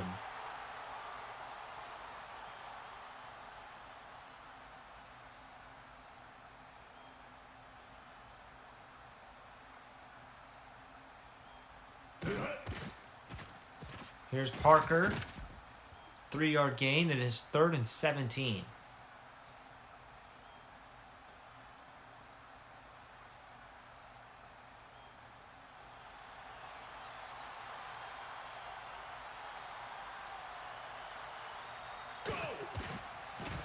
Here is Parker. It's going to be a loss of 1, and it's 4th and 18, and the Thunder are going to kick a field goal here.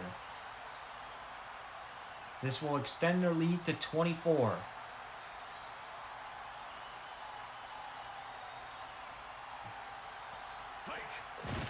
He steps up the kick, and the field goal is good. And it's now 27-3.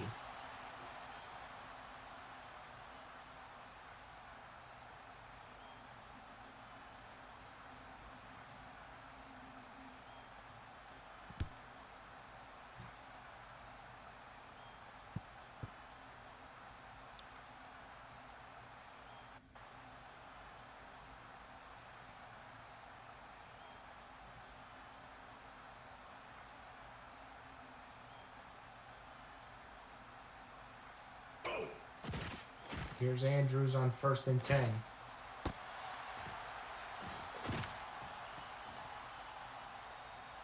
And it's now 2nd down.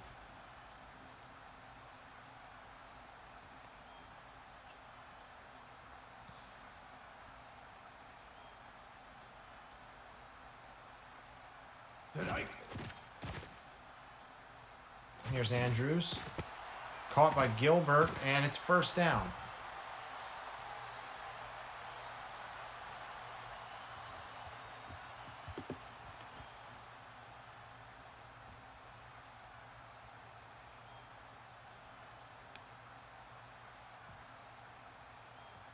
Tonight.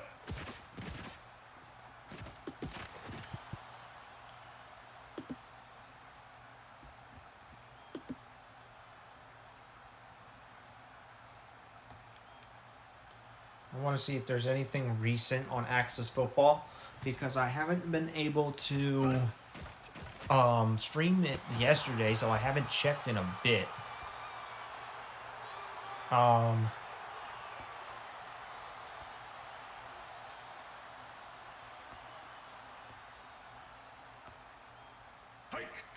Surprisingly, no one else has uploaded Access Football within the within 48 hours, which is crazy. I'm the only person that actually does content for Access Football on a regular basis. Go. I mean, some of these other people do it once a week, or some people do it and just forget to put Access 26 as the game for their videos, which this is all going to change once the SCFL starts back up. Same with the XAFL as well, hopefully. If they... I mean, I do have access to their channel, though, so I might be able to do it for them if they don't. Because I don't think if... I think Dev did not remove my permissions.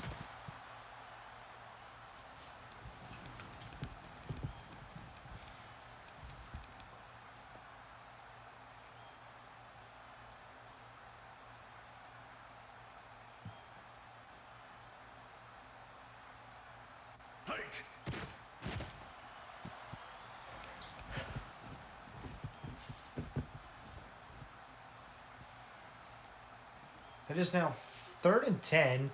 Vancouver's looking to score a touchdown, but look at the clock, folks. There's not a lot of time here. Incomplete.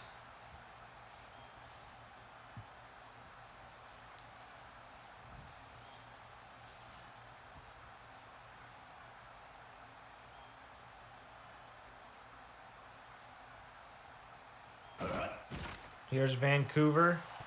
Pass is incomplete.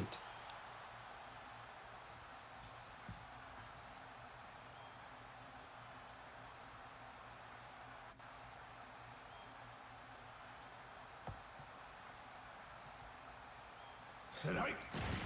Here's Parker. That's another 1st down for Nebraska.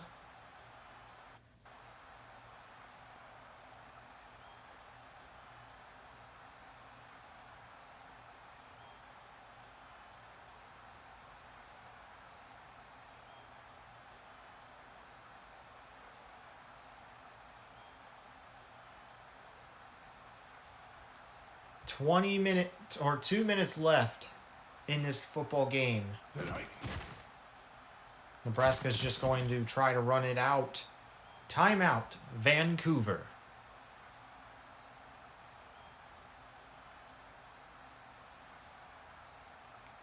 It's going to be a big win for Nebraska here. If it ends like this. It's going to be 3rd and 4. Timeout, Vancouver. If Nebraska gets a 1st down, this game is over.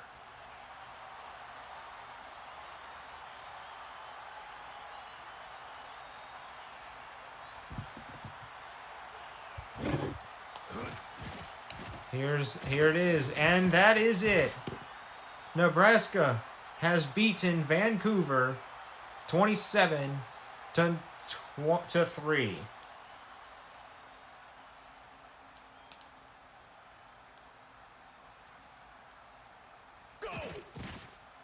And that will be GG's here in Vancouver, British Columbia,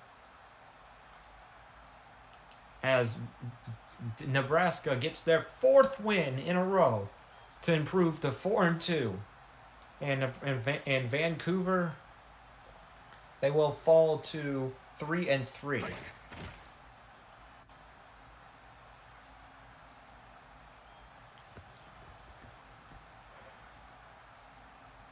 That is definitely going to...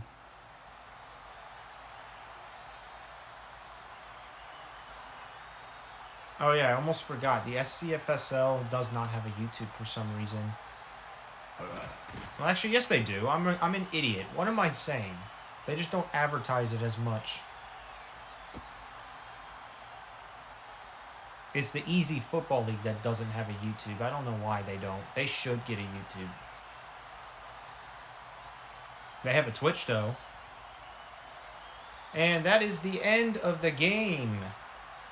Congratulations, Regualar Games. You are 4-2 this season so far. 4-2 at the end of the first half of this season. All right, let's move on to our next game of the night.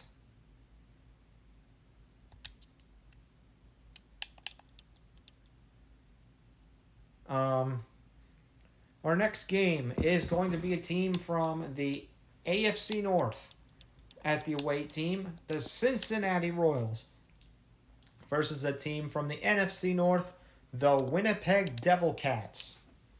This one will be a good one because both of these teams are huge contenders for the playoffs as well. We're going to Classic Stadium, and I'm going to do a quick weather check for Winnipeg,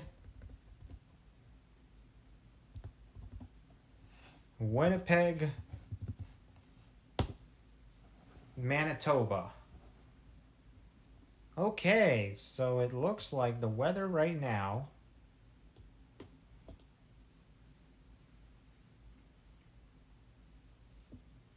according to the weather, we are going to be entering another snow game.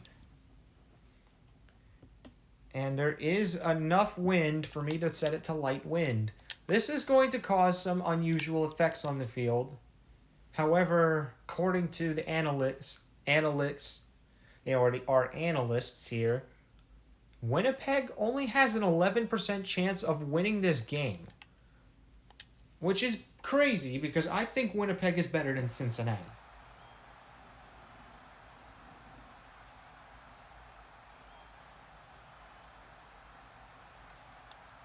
But we'll see who wins this one. It is a snow game, so I feel like Winnipeg could get the upper hand here.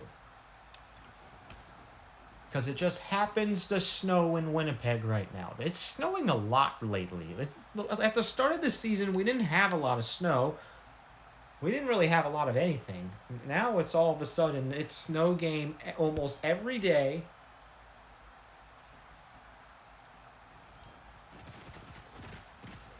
Because it just happens to snow in the middle of the night almost every single day here in this week. Alright, now I'm going to update the standings now for both of our teams that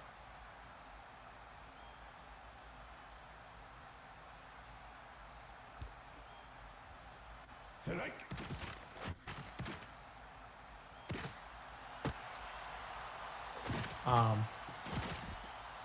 that have won. Alright, so for the home team, Nebraska, they won by a huge chunk. They're now 4-2. And their point differential goes up by 24, so that puts them up to a positive rating of 30 plus 38. And now they're above Kansas City because of their record. So that puts Nebraska in third in the AFC West. as for Vancouver, ooh, they've suffered a lot. They are now 3-3 with a point differential of -3, as this huge loss kicks them out of the positives.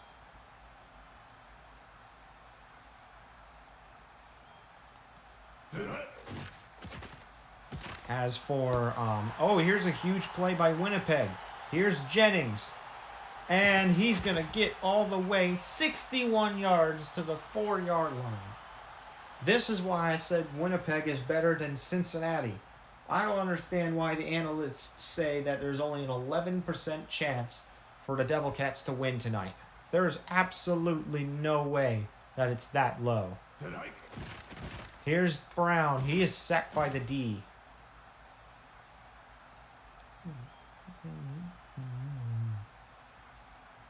All right, so for Nebraska, they are now 4-2.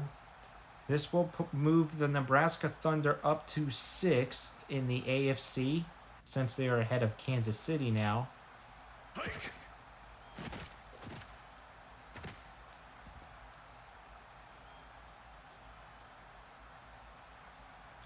And as for the Vancouver Mallards, I'm about to see where they fall down to.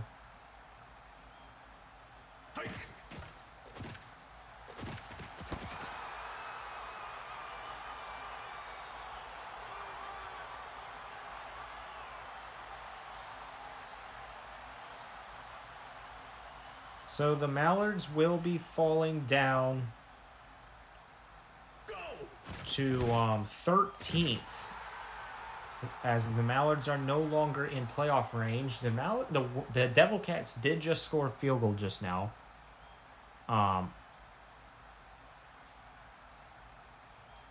And since the Mallards are no longer in playoff range, that means a new team enters the playoff range, and that is going to be Detroit.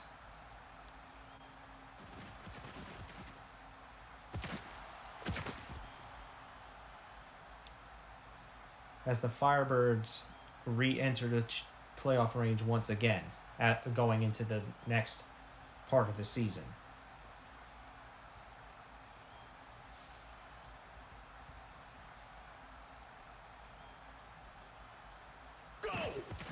Here's Andrews. He throws deep. It's incomplete. And now overall rankings.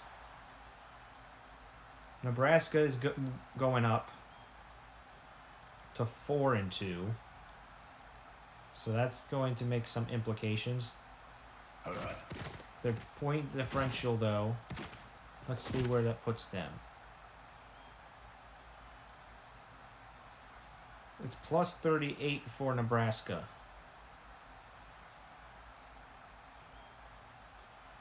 So the Nebraska Thunder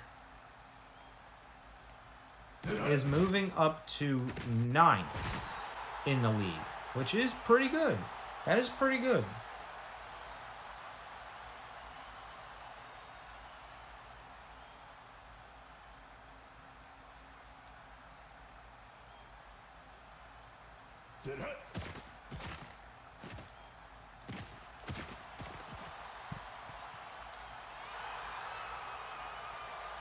As for Vancouver, however, with their record, they're going straight down. See where they end up.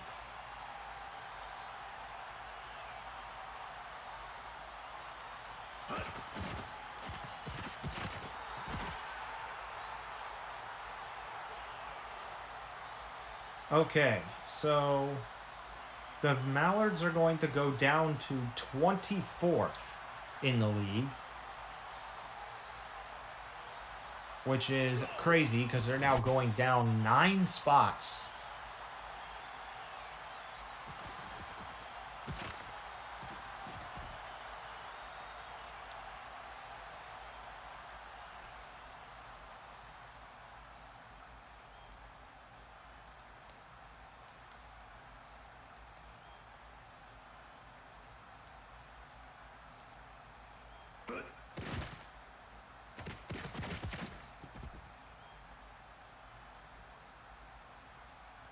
Yeah, huge movement for Vancouver, really.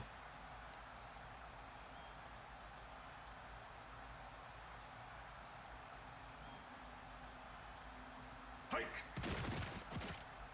Now we can talk about this game's teams. I want to say Cincinnati has played their hearts out this season. They've played better than they've played in the previous versions of Access Football. Same with Cleveland, especially. Cleveland was the worst at some point. Here's Barnett for a first down for Winnipeg.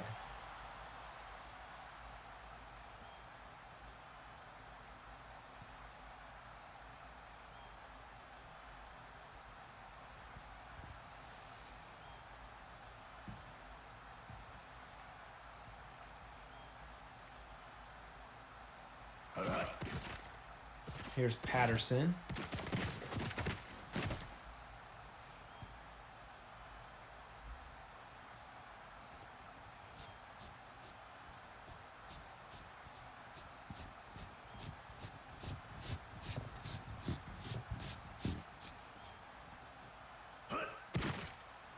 And it's going to be another first down for the Devil Cats. 1st and 10.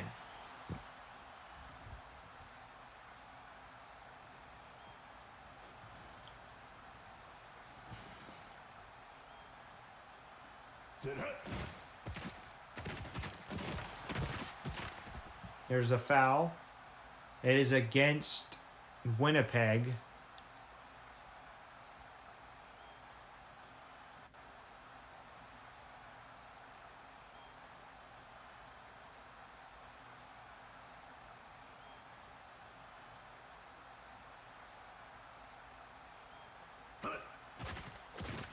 Here's Brown. Pass to Alexander for a 5-yard gain.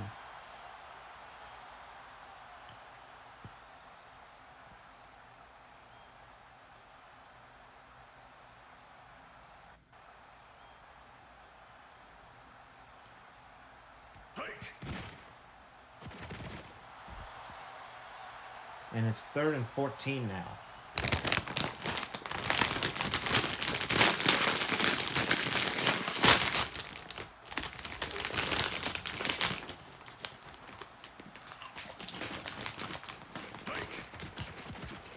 Here's Brown. It's going to be 4th down. The Devil Cats are going to kick another field goal to end. Well, that is the end of quarter number 1.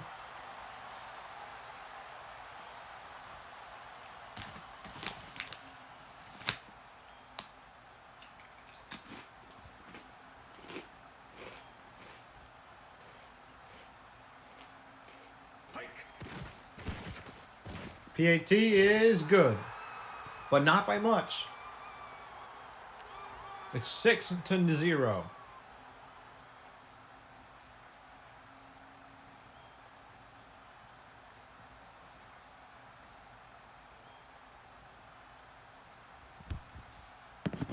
And we get the kickoff now.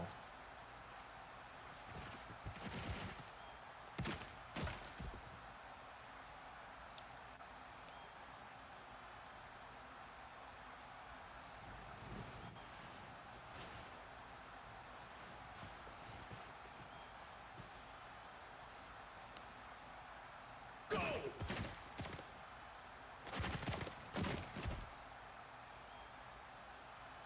2nd and 2.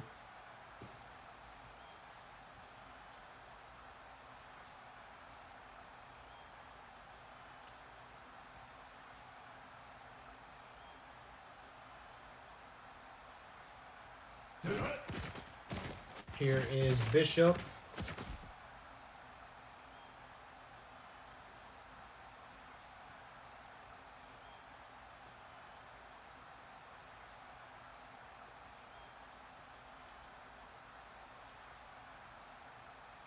Sit hut.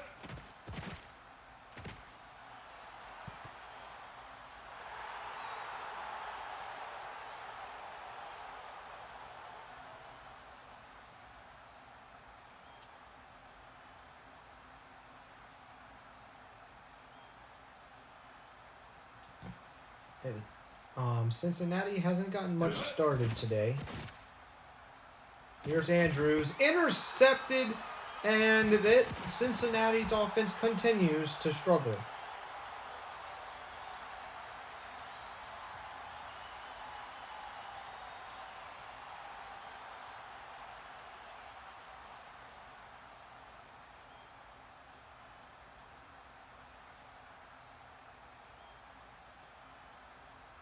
Sit hut.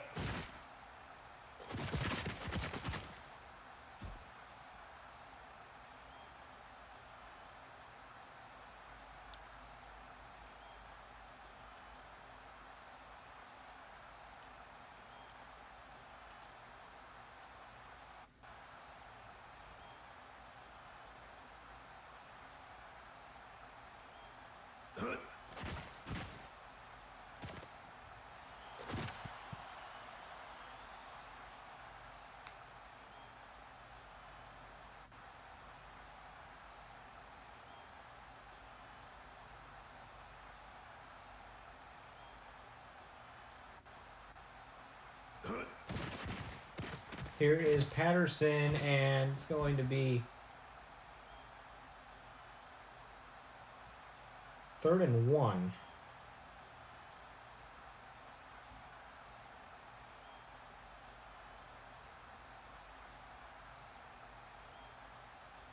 Hike. And it's another first down for the Devil Cats. They have a chance to score a touchdown.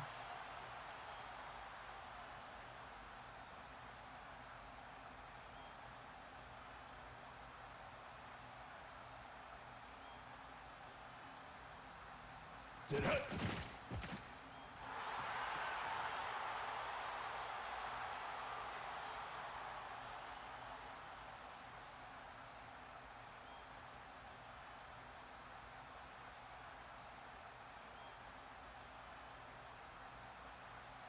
Go.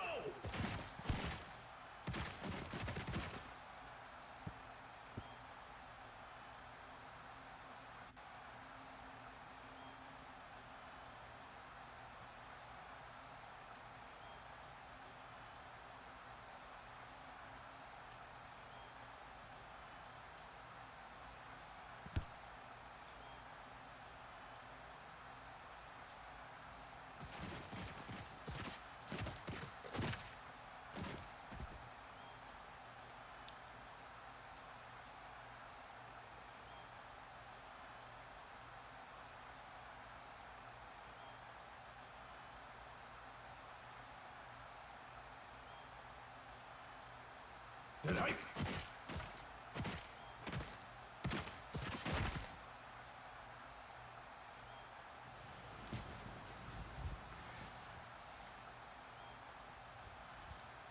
It is 2nd and 2. The Devil Cats are really playing. Let's see what I told you. I told you guys from the start of this game that the analysts are wrong. Do never listen to them all the time. Don't always rely on them, because they're saying that Winnipeg has an 11% chance to win this game. Look at the score right now.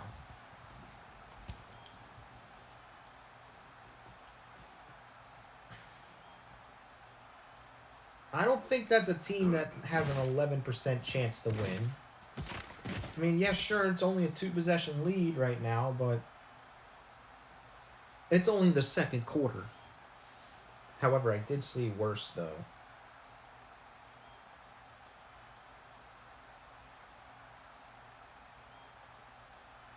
Sit hike.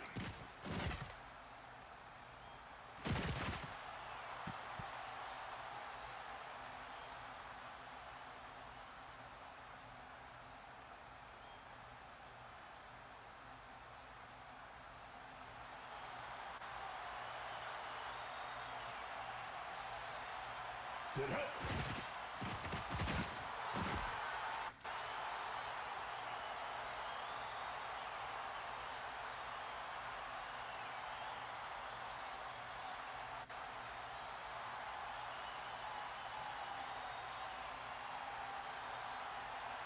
Sit hut.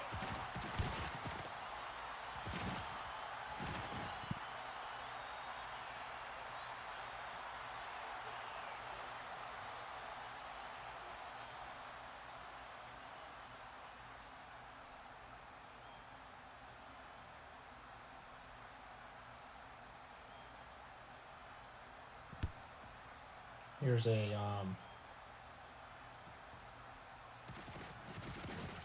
kickoff to Winnipeg.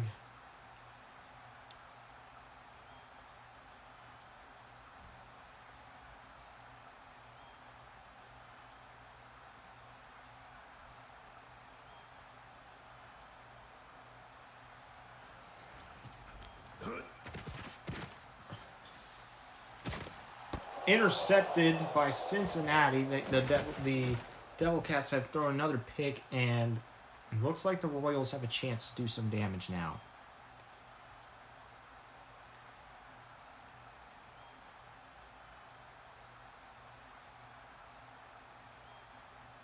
Sit hut.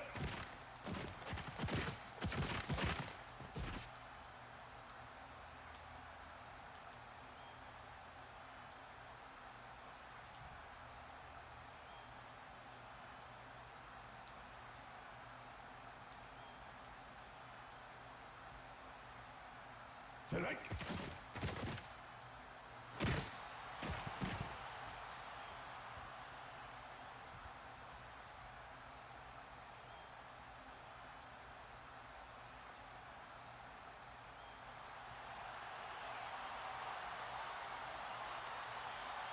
Strike.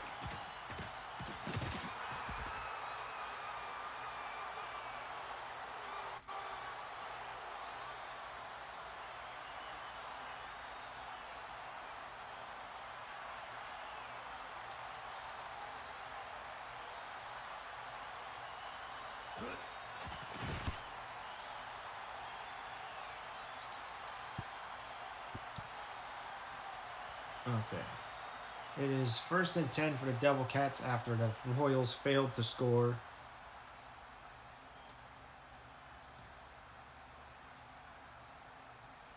Strike.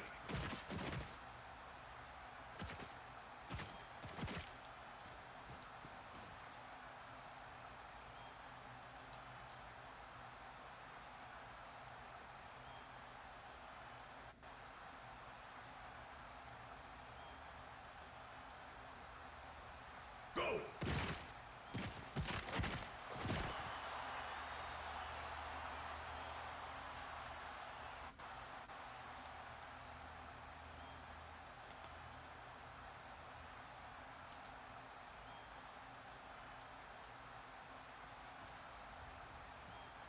Go.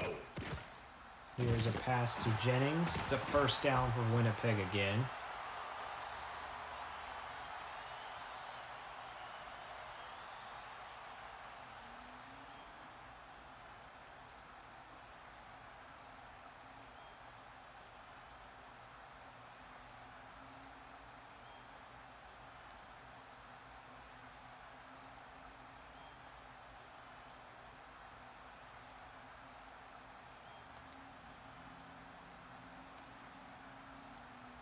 Strike.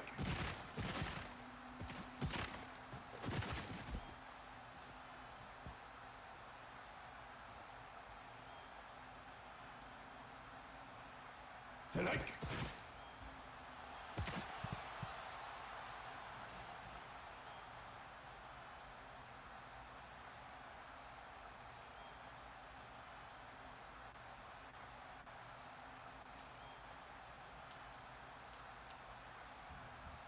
Go.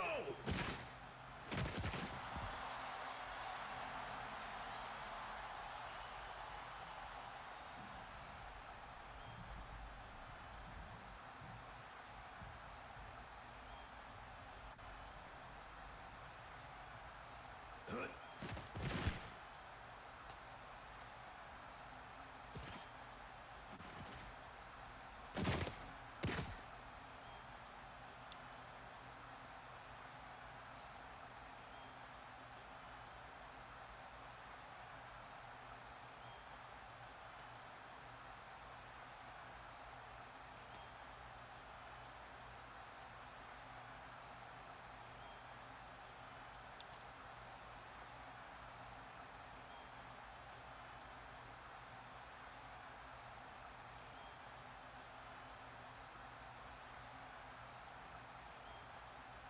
All right, it's definitely an interesting game here.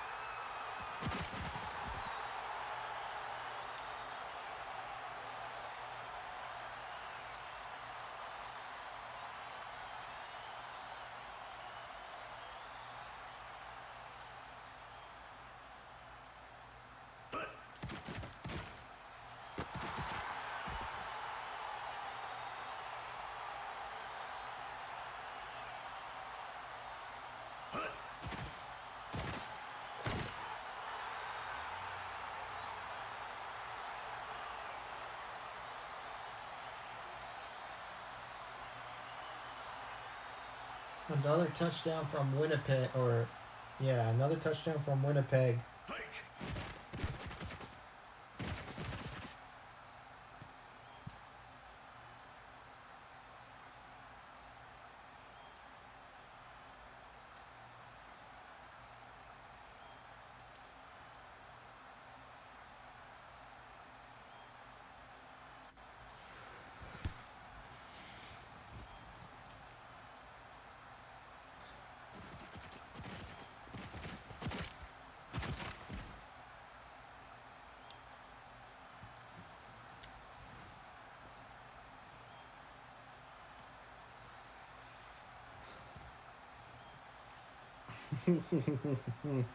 Congratulations, guys. We have officially gotten another bozo because the Wizards are still 30-19.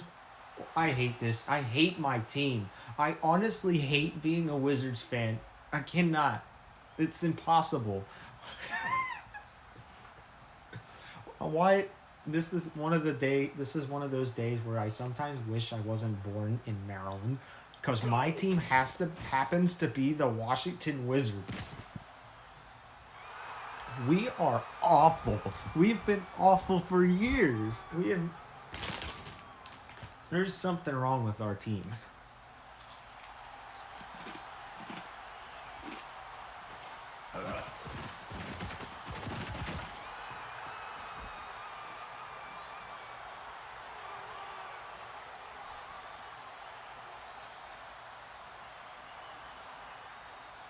Are we just going to continue to tank until we actually get a good player? Is that how this league is going to work? We just continue to suck until we get... I hate how people tank in the NBA. It's so stupid. Especially as a Wizards fan. Because we've been doing it for years and got nothing out of it. And then the players complain when people don't show up to their games. Yeah, the reason why they don't show up to your games is because we lose all the time. Why would a Wizards fan want to go to a game knowing we're going to lose?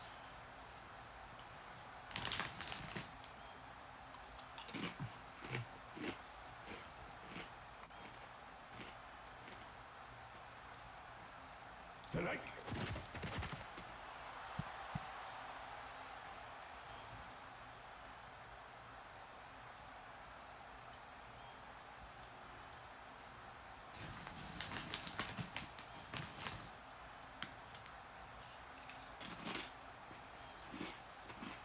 Tonight.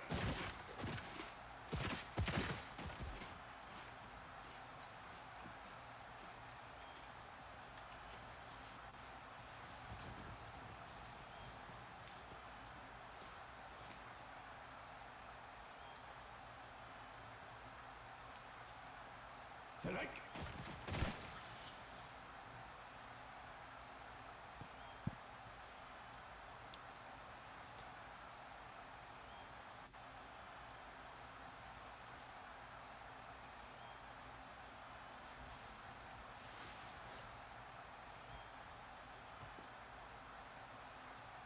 Tonight. It's a first down for Cincinnati. This is starting to become a game where Winnipeg just absolutely destroys Cincinnati.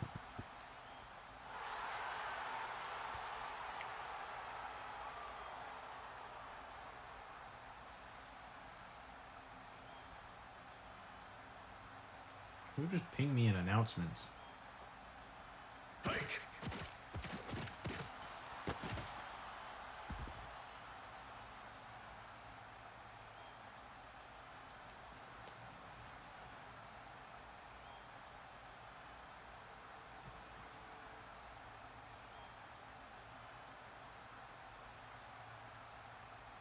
Go.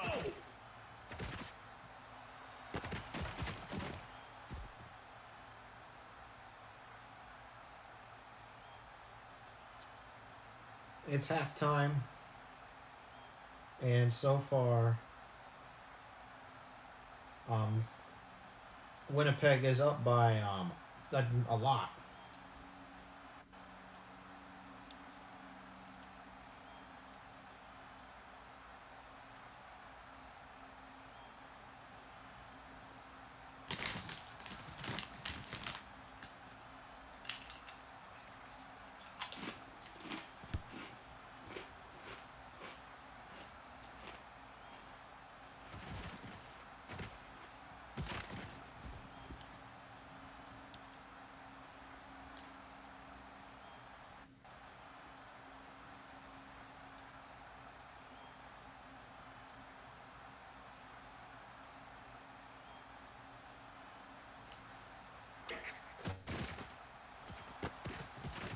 Here's Edwards for a first down.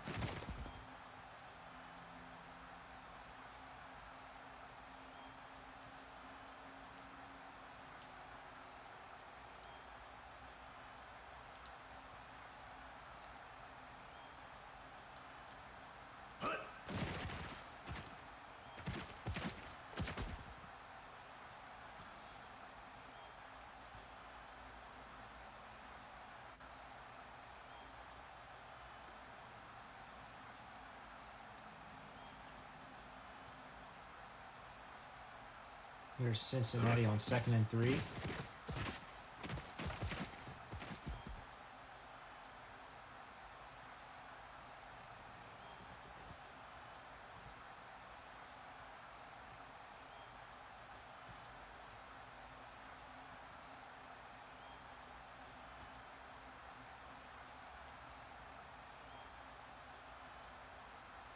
Hike.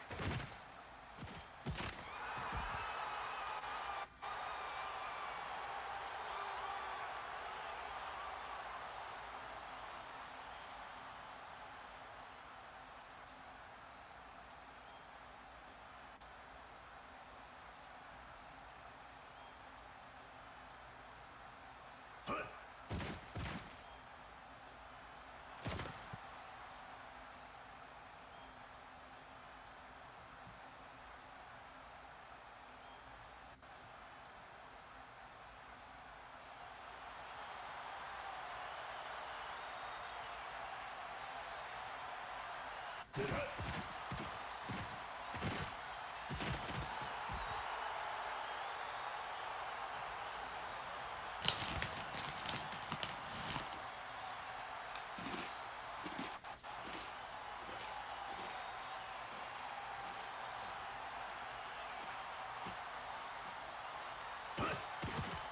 And here's Lewis.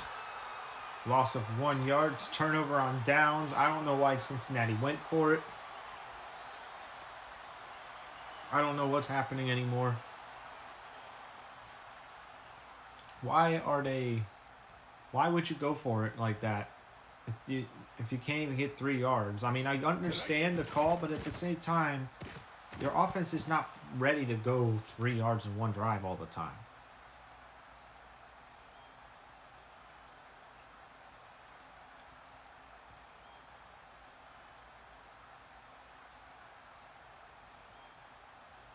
Hike.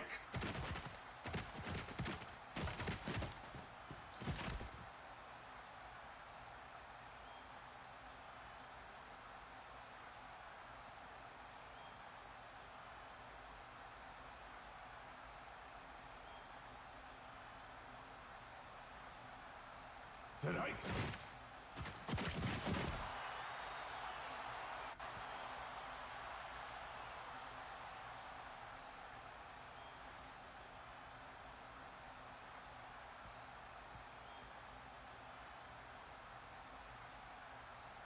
Go.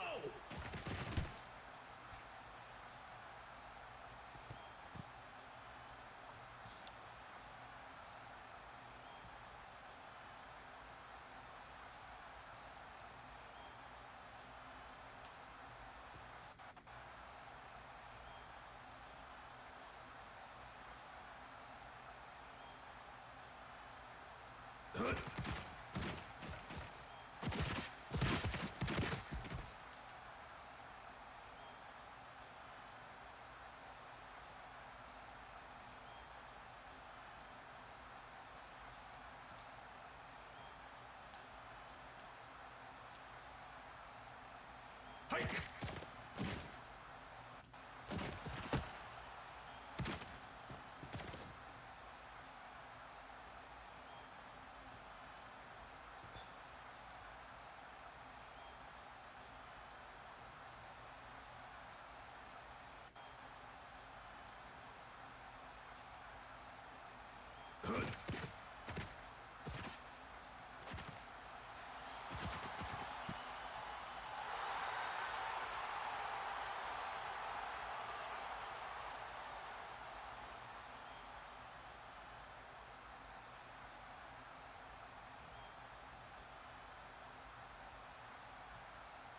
Go.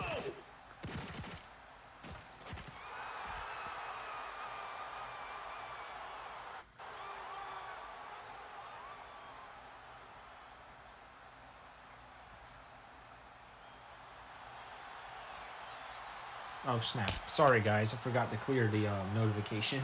Hike. The Royals get another first down, though.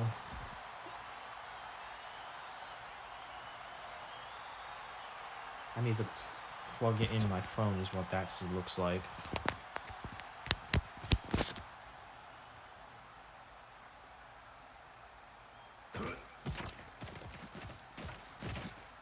And it is a first down for...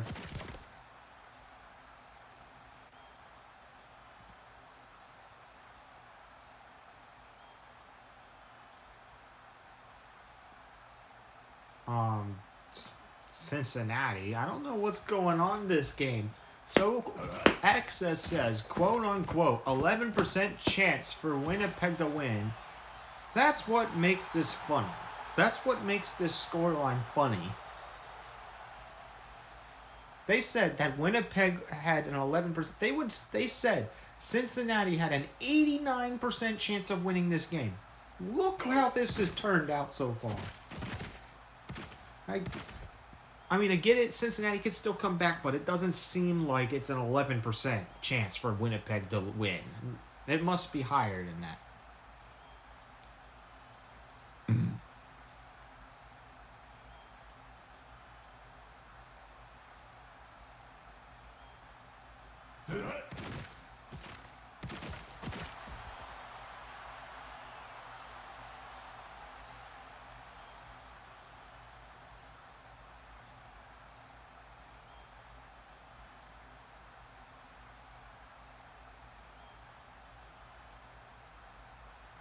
Tonight.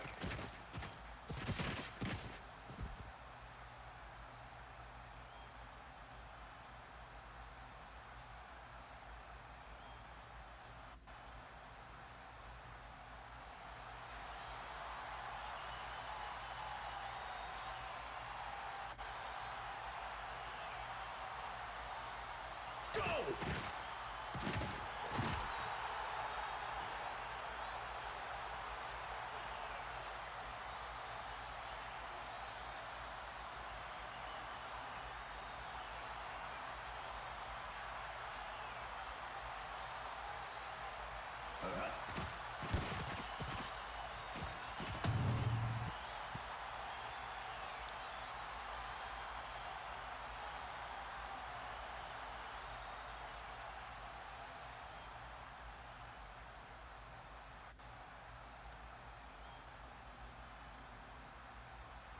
There we go, folks. I have now submitted my team in the XAFL. We're going to be called the Alaska Snow Dogs. Or not Snow Dogs. What the heck? Why did that... The Alaska Snow Dragons. Hike. That's gonna be fun. I mean, why not? Let's put a team in Alaska just because why not? I wanted to pick a team or a city that doesn't have a team at all. So I figured Alaska would be perfect.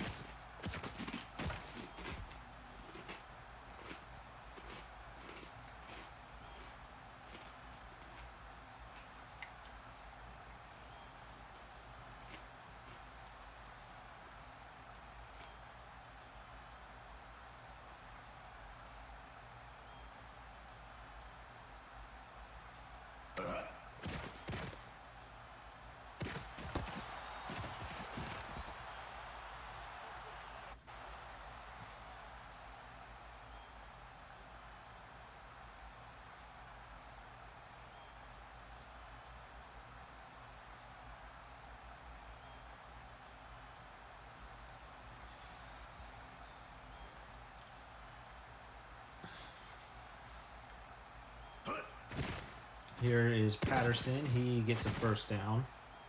And more. The Devil Cats continue to destroy tonight.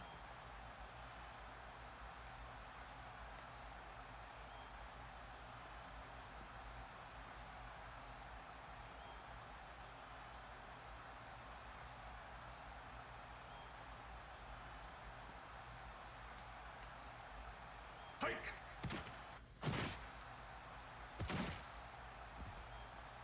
There's a penalty against Cincinnati.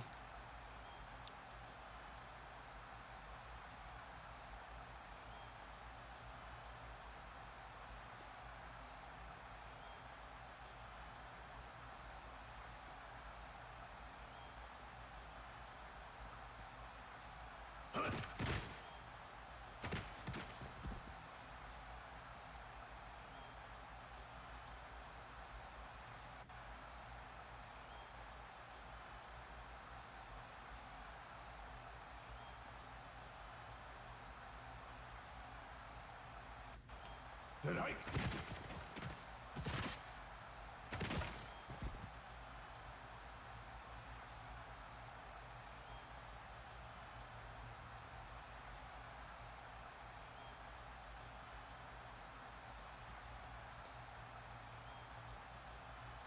Here is Winnipeg on 3rd and 2.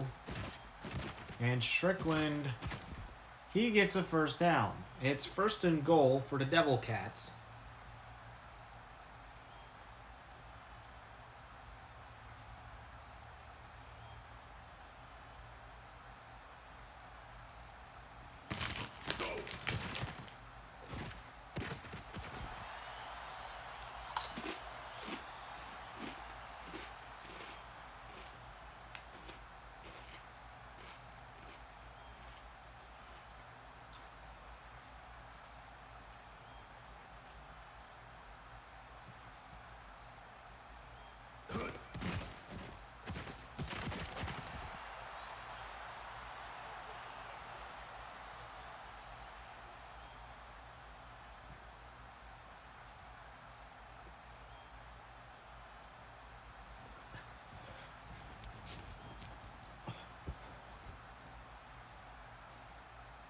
Go.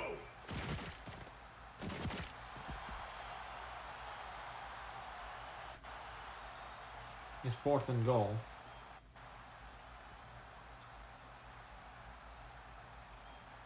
And the Devil Cats will kick a field goal to make it a 20-point lead. And it's good.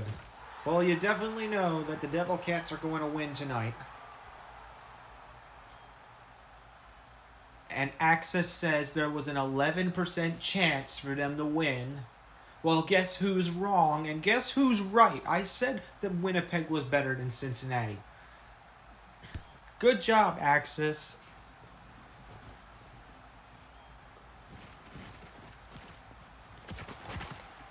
I think the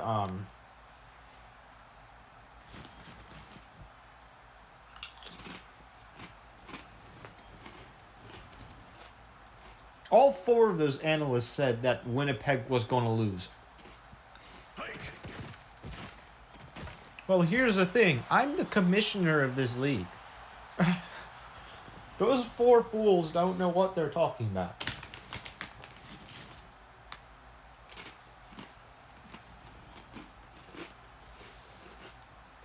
Tonight.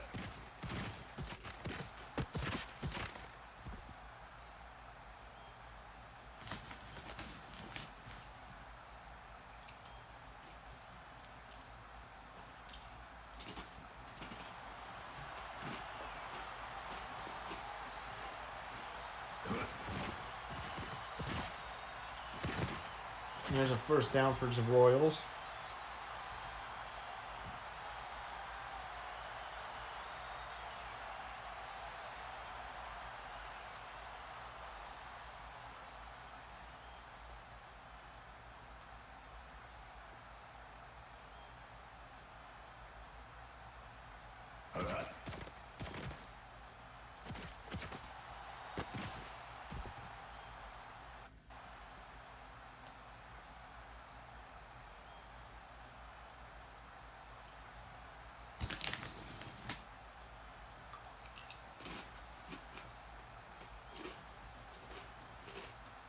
Hike.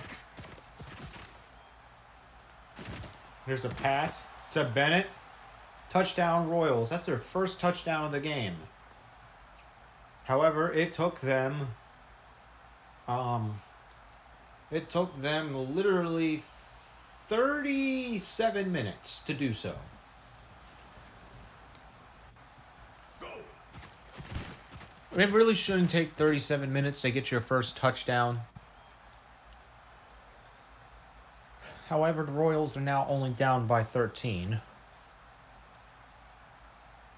Why are they punting? Why are they punting? This is not... Okay, whatever. So the Royals do not want to... I guess the Royals do not want to try to go for 12 on 4th and... They don't want to do a 4th and 12 conversion. So they instead choose to do a kickoff. Said Ike. There's only 3 minutes left. I guess they want the defense to handle Winnipeg first.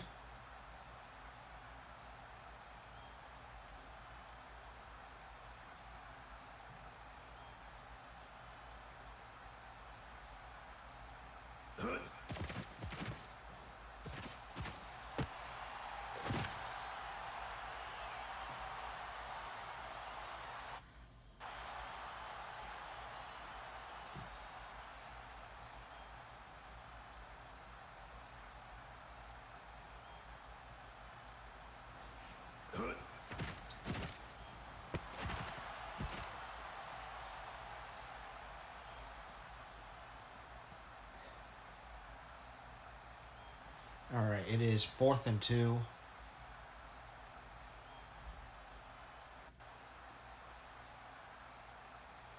Hike.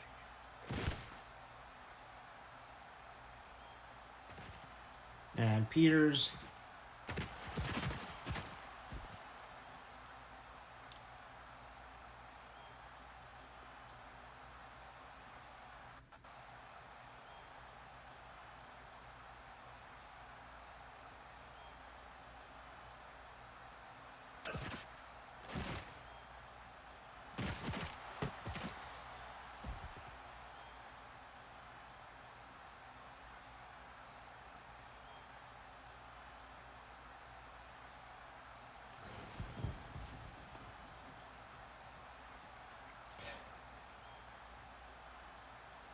Said Ike. Here's Andrews on 2nd and 1. He screens it. It's incomplete.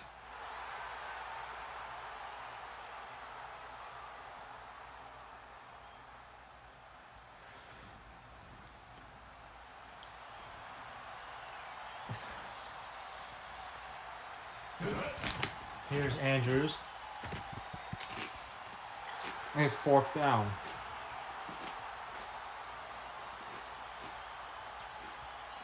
The Royals are going to try to go for 1 yard.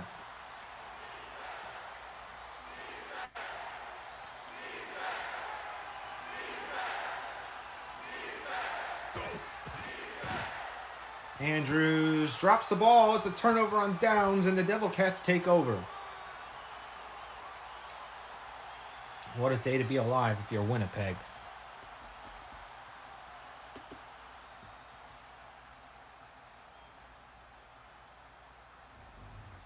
They matched make me against some dude driving in the snow in Russia. They're matchmaking me against people who are not even playing a game. They're just driving in the snow in Russia. Gotta love Trove or gotta love Trovo. Of course it's a tie because no one ever wins. At least not any of the people we go against. Because they require extreme donations to get points. I think it should be about how long someone watches a stream, not by this stupid system that always ends up with no one winning. Hike.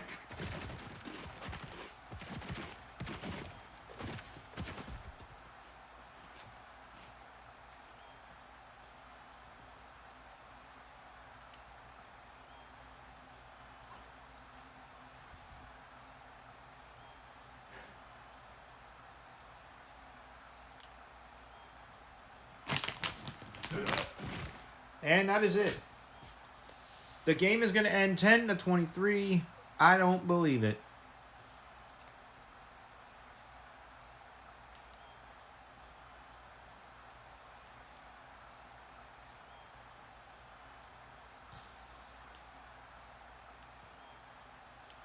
Said hut.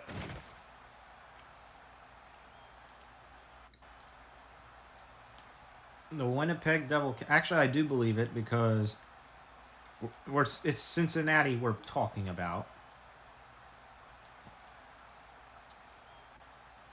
And that will do it for that game. It's time for my team to play. Let's go. It's time for Baltimore to play. We're playing Chicago, though, so I'm scared. I'm scared. At least we're home, though. Alright, anyways, home team is the Chicago Lakehawks. Or, sorry, the away team is the Chicago Lakehawks. The home team is the Baltimore Paladins. I'm scared. I'm scared because if we lose, we're going to be 2-4 and we're going to be really in trouble. Alright. I don't think it's going to be a snow game in Baltimore.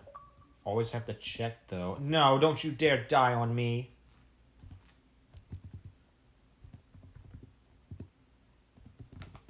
Controller is trying to kill itself. I don't like that.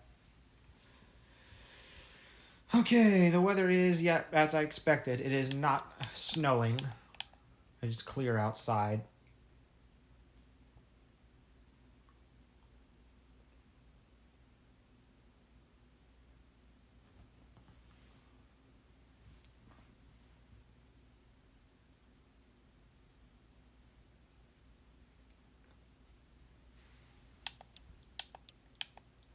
There's no wind either.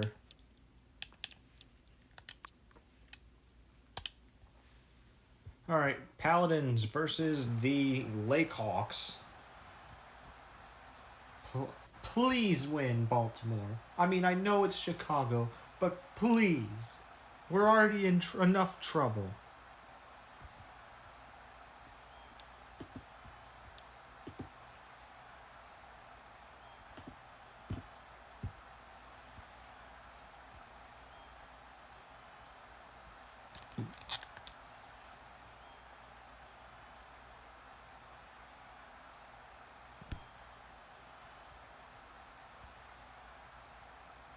Alright, so Daniels is going to return this one, and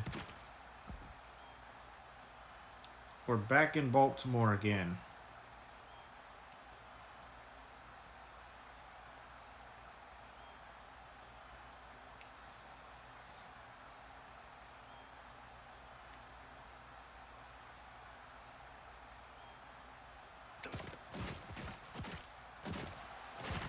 And it's a first down for the Paladins.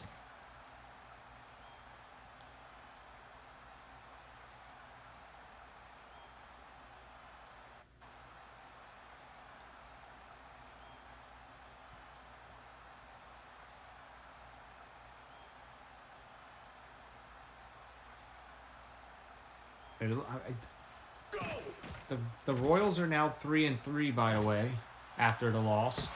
First down, Baltimore. Oh boy, we're doing really well so far.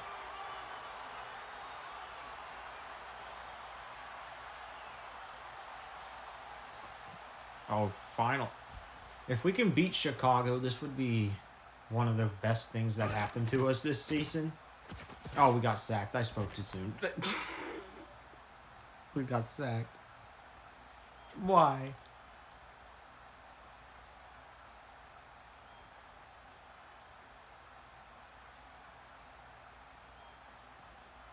Said hut.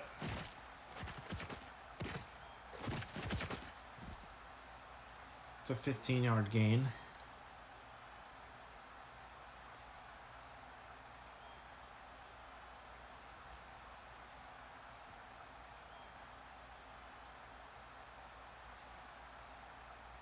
Said hike.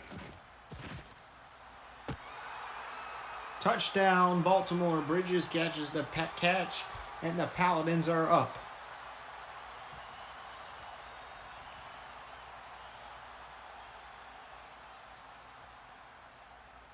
And here comes the extra point. And it's good, and Baltimore is up by 7 so far.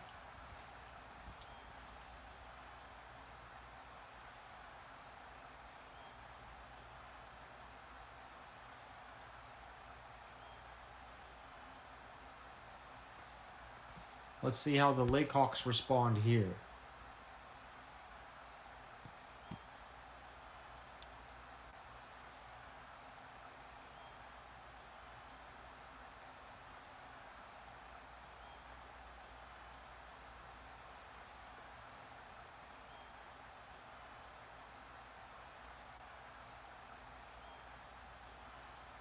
Sit hut. Here is Griffin. Griffin throws to Davidson. It's a first down.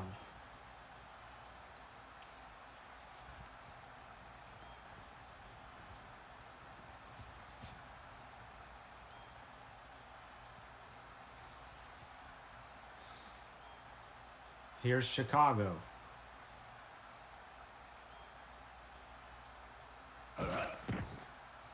Here's Griffin. He throws up the middle. It's caught by Crawford for a first.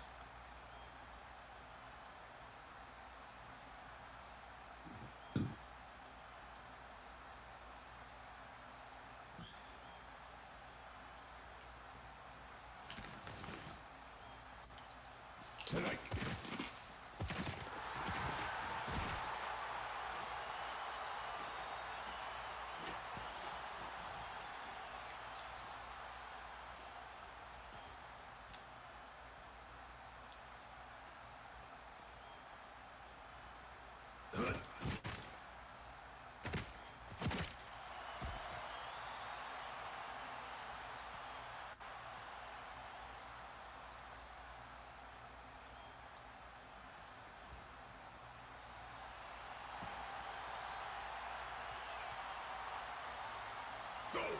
Here is Griffin on third down, and it's going to be a punt, and Baltimore will get the ball.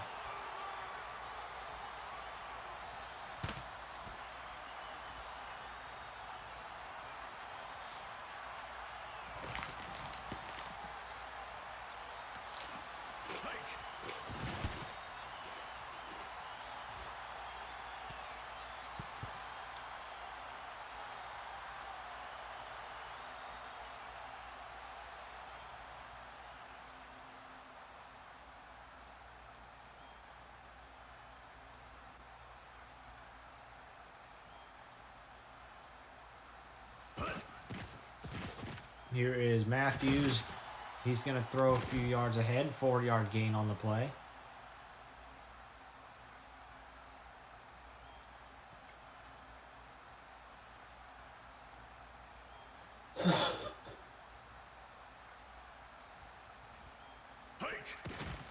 Here is Newman. He's going to get tackled. It's 3rd and 1.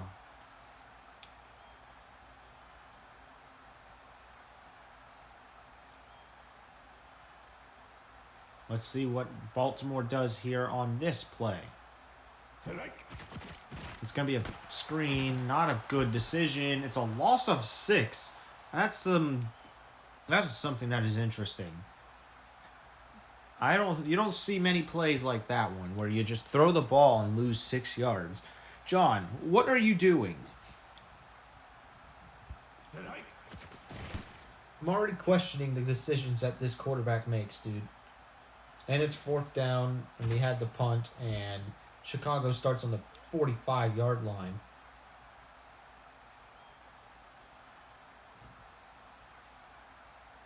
And the Lakehawks take over on the 45-yard line.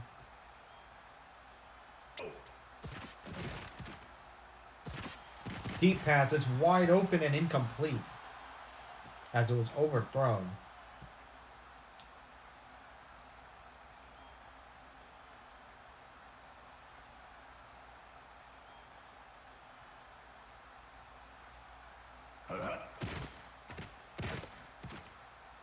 First down, Potter, and a lot more. And the Lakehawks will get 32 yards here.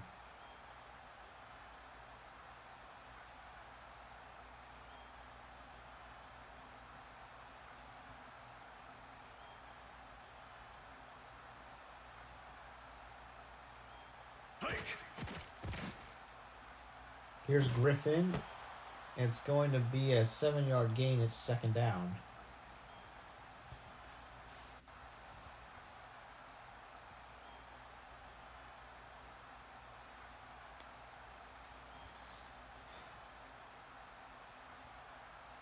Tonight. And it's going to be a loss of 2 here.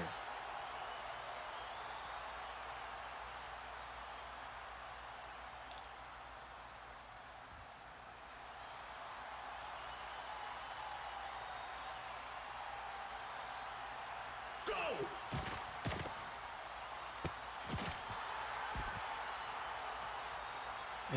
And it's going to be 4th and inches. I'm going to suggest that Chicago is going to kick a field goal.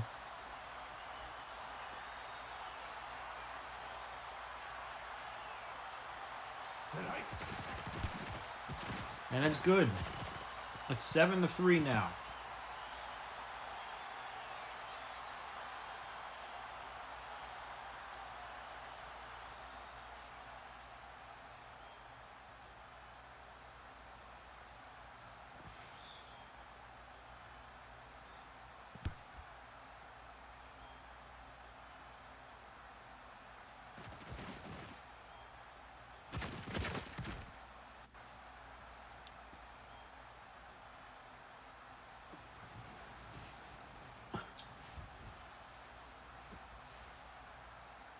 All right, it's 1st and 10 for the Paladins.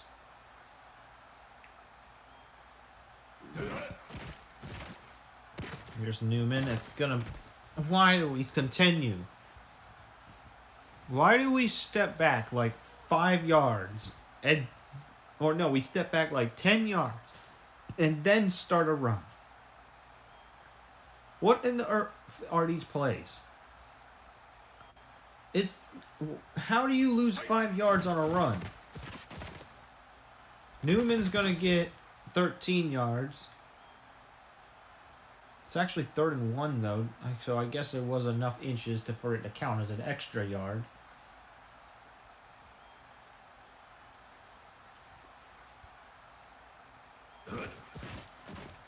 Yeah, Newman almost got tackled there again. And Newman's going to get a whole bunch of yards. He's going to get 20 yards to get to the 44.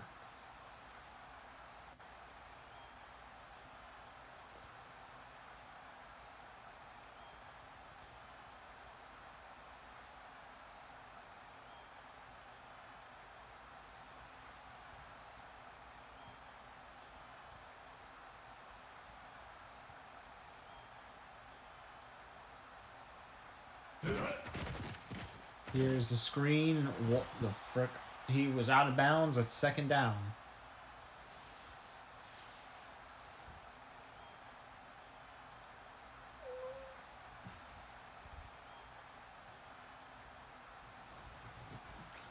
Go. Here's Newman. He's going to get tackled. It's a 7-yard gain.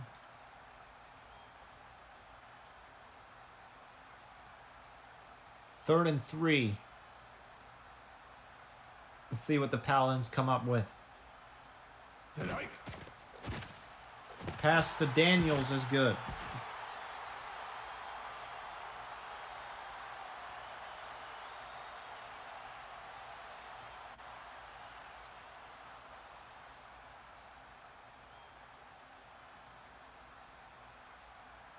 Tonight.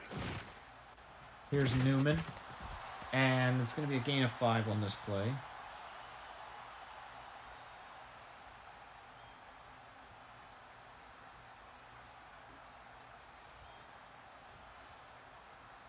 Well, folks, here's Newman on 2nd and 5. As I was saying, because Cincinnati lost, the Edmonton Ravens are now in playoff range. A user-created team, aka one of my expansion teams that was added just as filler, has now made it inside the playoff range for the first time this season. All right, Baltimore's going to kick a field goal after the incomplete pass. And it's good. Paladins lead by 7 again.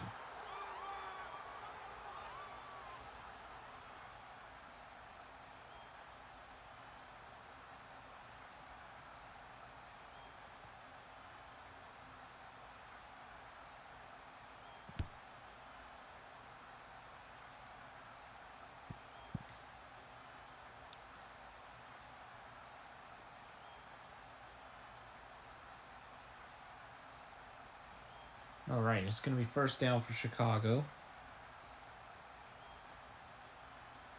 The Devil Cats are also now a wild card team. Pass is incomplete. There's a flag against the Paladins, though.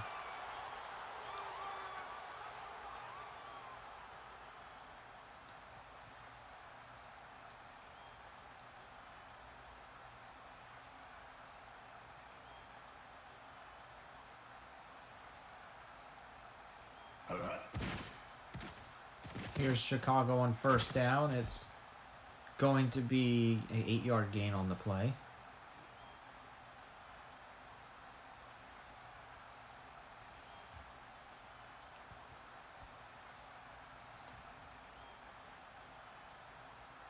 Go. And it's going to be a first for Chicago.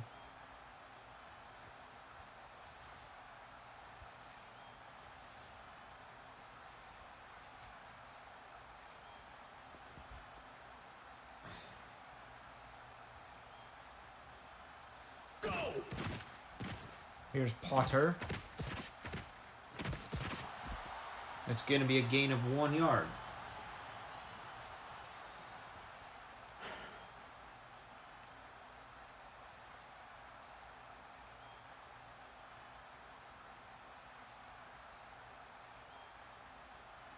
Go. There's a flag on the field. Deep pass. Incomplete. And the penalty is once again against the Paladins. This time for holding.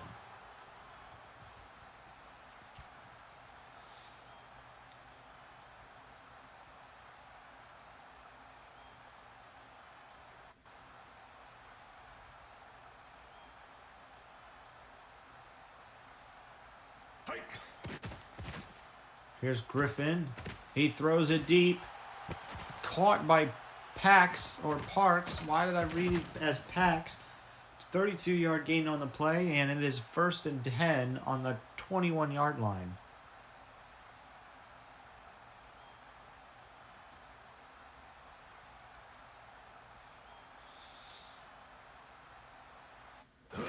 Here's Griffin. Throws it deep. Incomplete. 2nd and 10. Raynor was on the pass to defend this time.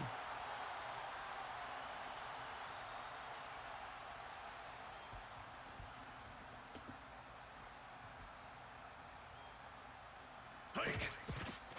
Here's Griffin.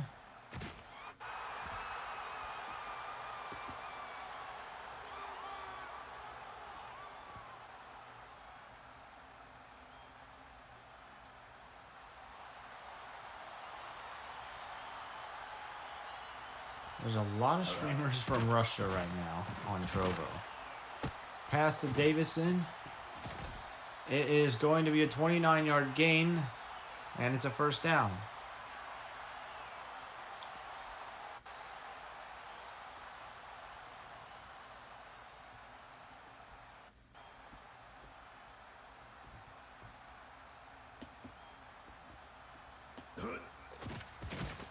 Here's Griffin. Pass, and that's a touchdown for Chicago. As now, this game should be tied.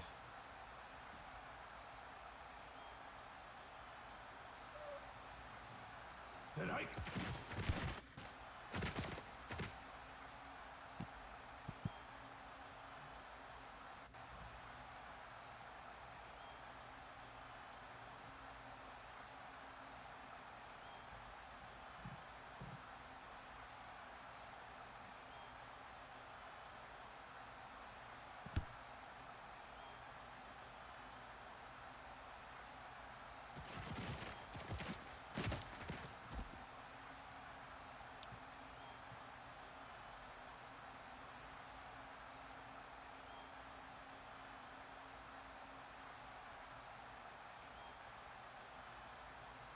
It is 1st and 10.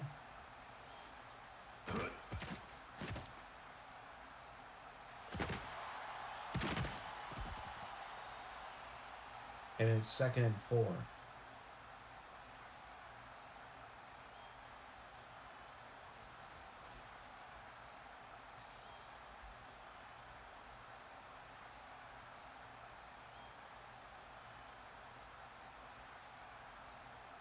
Flag, this time it's on Chicago, and it's first down again.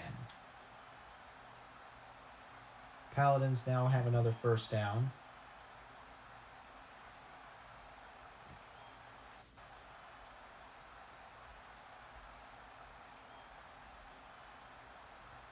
Hike. This is caught by Daniels for 7 yards.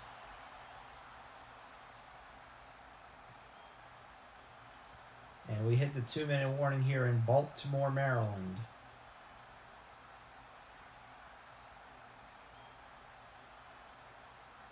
Hike. There's no gain on the play.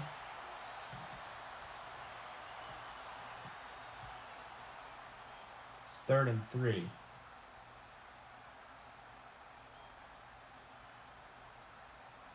Go. Here's Matthews, caught by Holland for a quick first down. No huddle offense for Baltimore. Baltimore has probably already is in field goal range. Here's a pass. It's incomplete. A kick from this far out would be a 67-yarder. I don't know if that's in field goal range or not, but I know for a fact the Paladins have the best kicker in the league. Go. Pass the Dean is caught for a first.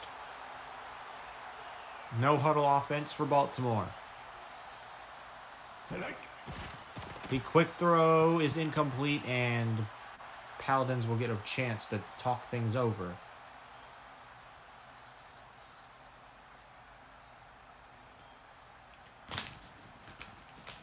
Second and 10. Hike. Matthews with the throw. It's incomplete. It's 3rd down.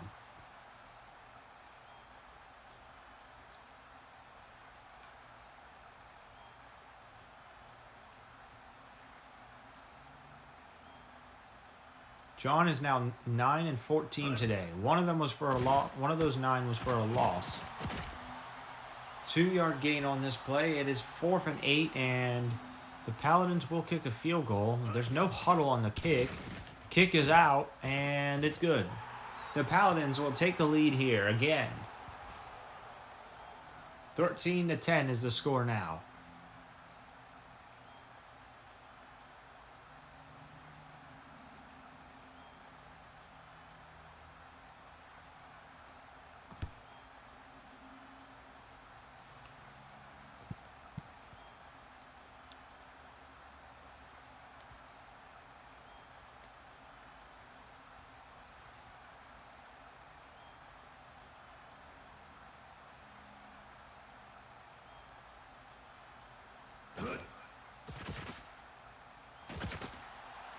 Here's a quick pass.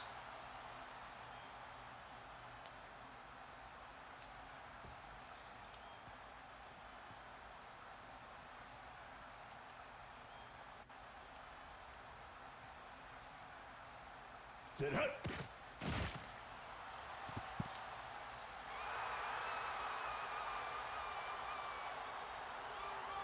The pass is defended. It's 3rd down. Paladins could get the ball back here. Let's see what they do on here. Go. Quick run. Fisher is going to lose 2 yards. Paladins call timeout as they will be getting this ball back.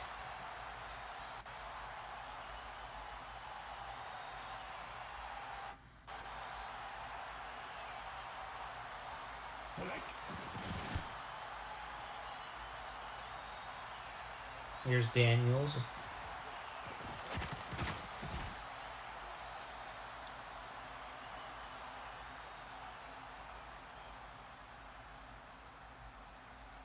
And it's 1st and 10 for Baltimore.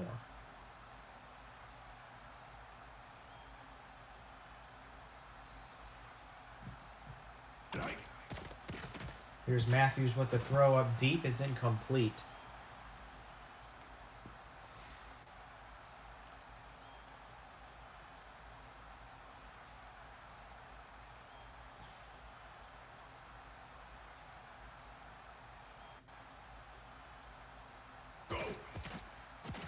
Second down, flag on the field, pass is incomplete, and the flag is against the Chicago Lake Hawks. It's a 10-yard gain for Baltimore.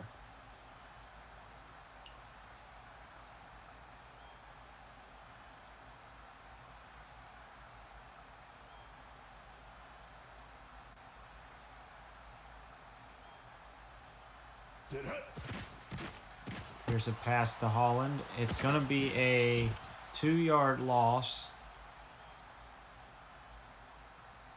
How do we continue to throw the passes that are incomplete or that are complete, and yet they still end up in a loss of yards? First down, Baltimore. They're now on the 45. It's starting to look like the Paladins are going to go for a field goal to end the half.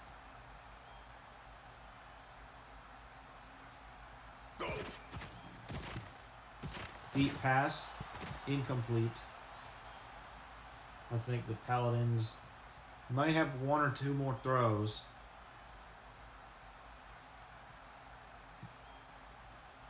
Before they will ultimately kick the field goal that extends their lead to 6. Deep ball, incomplete again. 3rd and 10.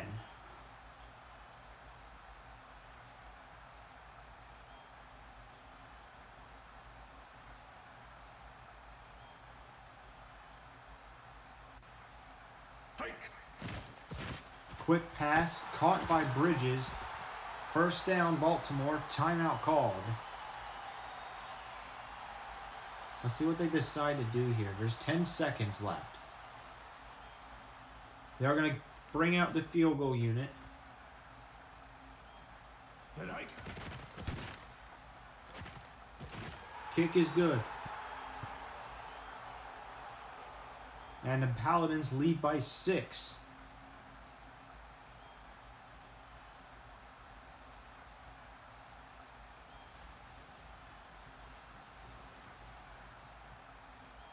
And here's Baltimore with the kickoff. This is going to land in the end zone.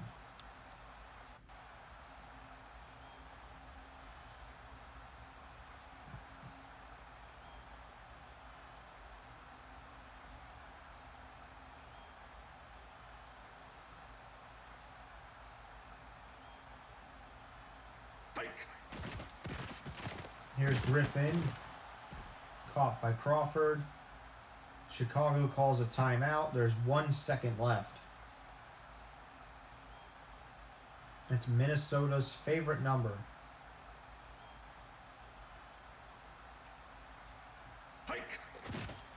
And here's a pass. It's incomplete, and that will do it for the first half. Baltimore's up by 6. Baltimore keeping it close. Chicago was the last undefeated team by the end of week 4. Now there's 4-1. If Baltimore gets the upset, it will be Chicago's second loss, and not only will it be their second loss, it'll be their second loss in a row.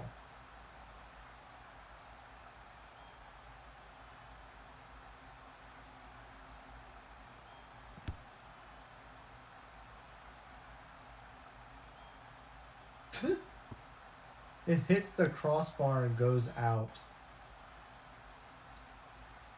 That's how good of a kicker Jason Wenger is. He can kick a field goal from like 80, not 100 yards out. It's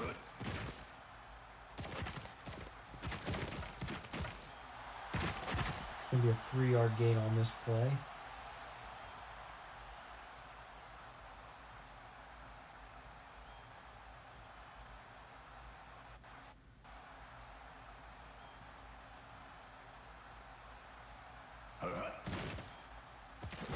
And here's a first down for Chicago. And Fisher's back.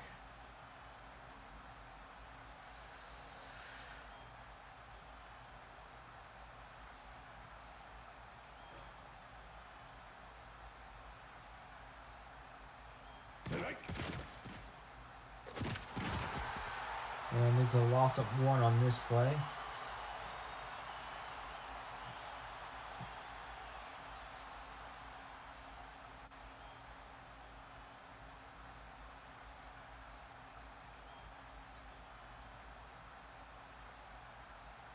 Hike. Here, Chicago on second down. They're going to get another first down with a 13-yard run.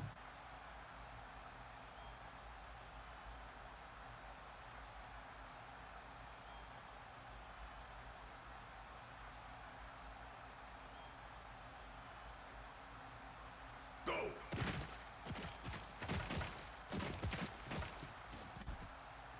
10-yard gain for Chicago. It's another first down.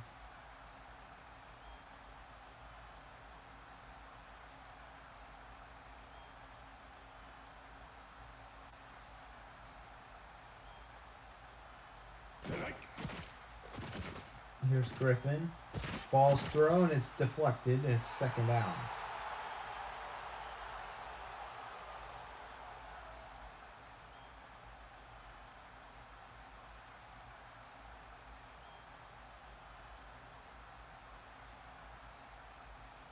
Hike.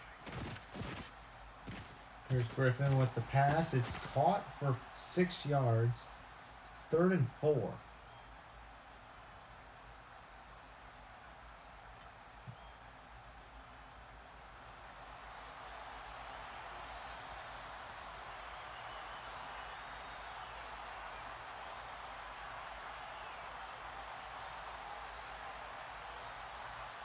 Set hike. And it's another first down for Chicago and a lot more. 12 yards for the Lake Hawks.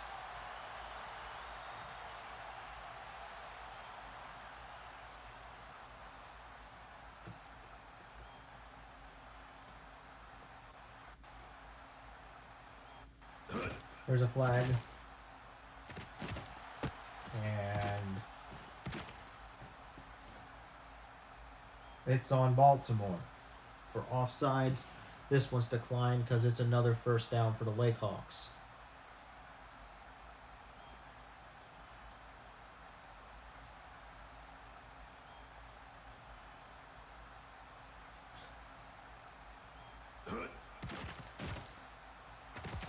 Pass is intercepted by Young.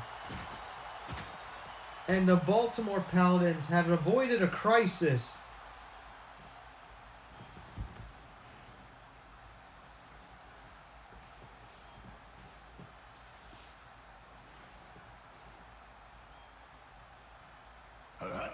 And now Baltimore is back on the field once more.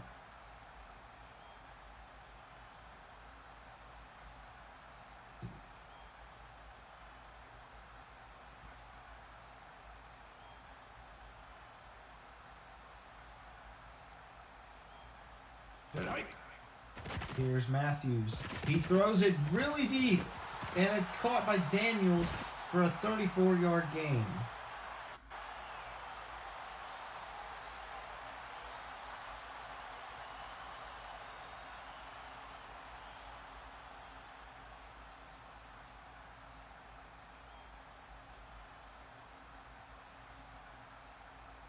Set hike. Here's Matthews with the screen to Russell, and this one's a first down.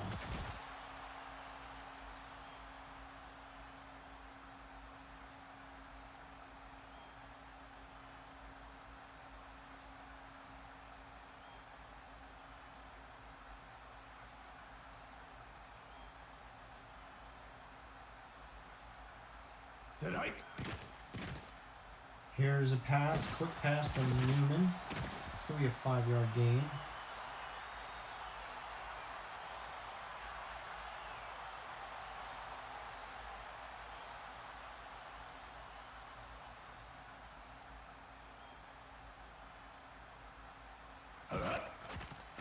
Here's Matthews again. 2nd and 5. Caught by Bridges for a first down.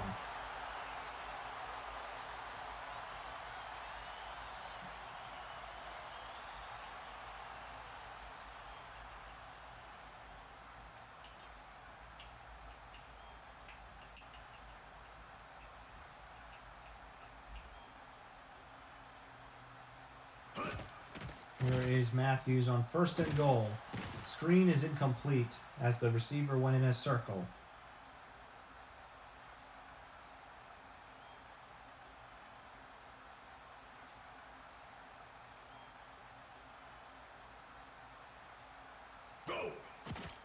Here's Matthews on 2nd and goal. Quick pass to Hunt for 2 yards, and it's 3rd down.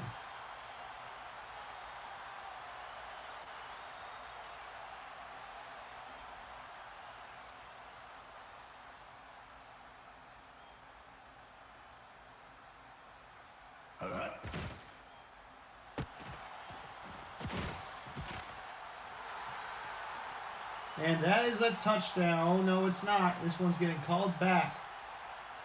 And it's 3rd and goal instead.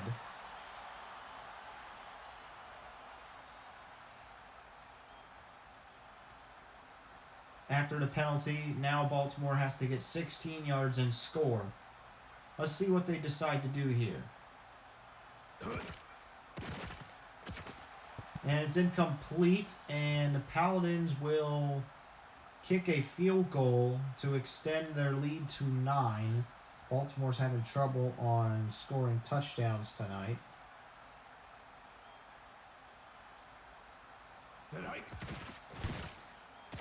The PAT is good.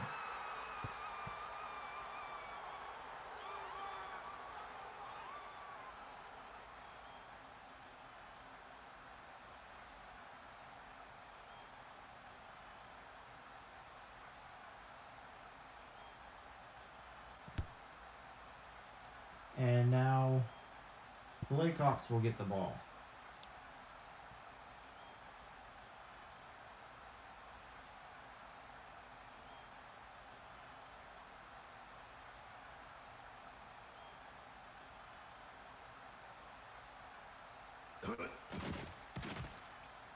Here's Griffin with the throw. It's caught by Crawford for a 21-yard gain.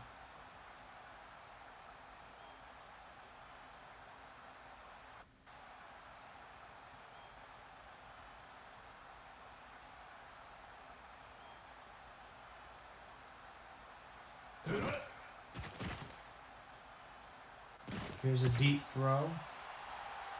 Incomplete. And it looks like we're up against Romania now.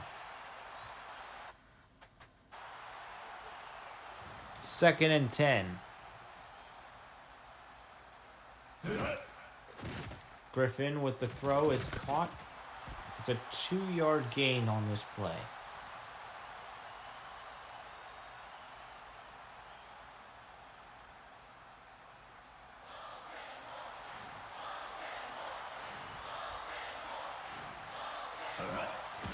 Here's Griffin. It's going to be a 1st down.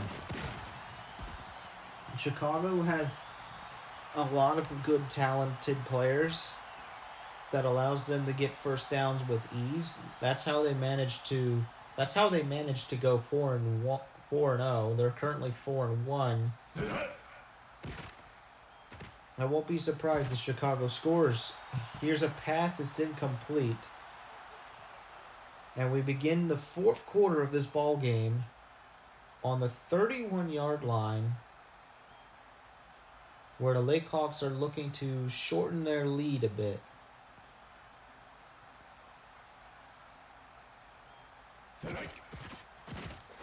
Here's Griffin. Ball's caught by Parks, and there's a flag. It is against the Layhawks. And it's 2nd and 20. That'll be a much-needed reset for the Paladins.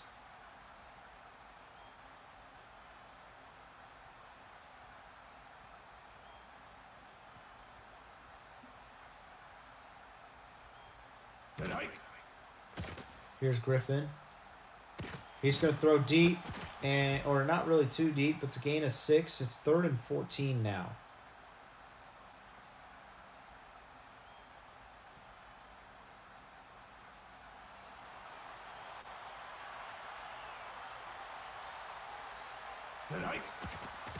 Here's Griffin with a quick pass, and he's short of the 14 yards, and it's 4th down.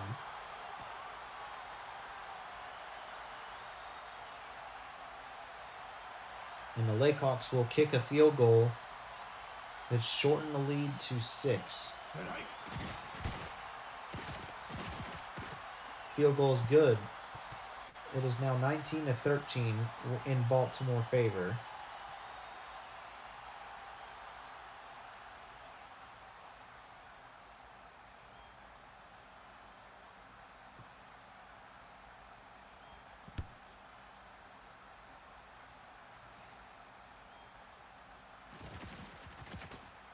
Here's Daniels. Daniels is open. He's gone. Daniels is gone, and he's going to score a touchdown for Baltimore. How about that? A kickoff return touchdown for Baltimore. How about them apples?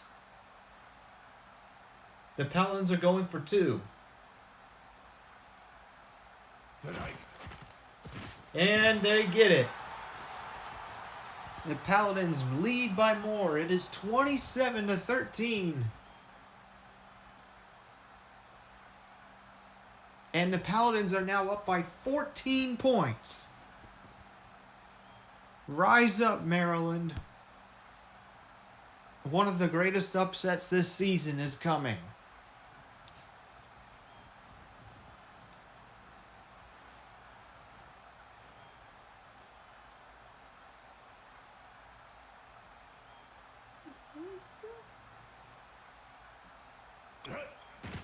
Here's Griffin. Passes incomplete.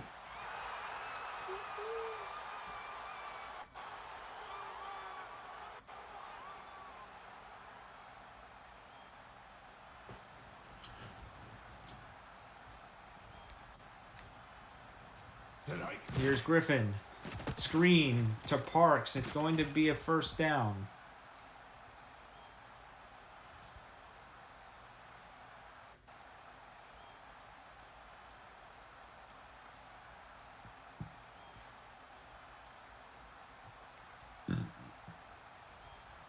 Here's Griffin.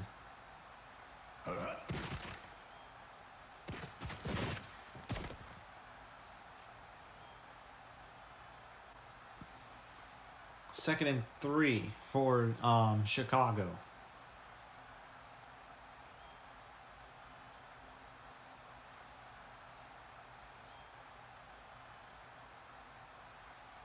Hike. Here's Griffin to Potter. He's going to get a whole bunch of yards here. 17 yards for them.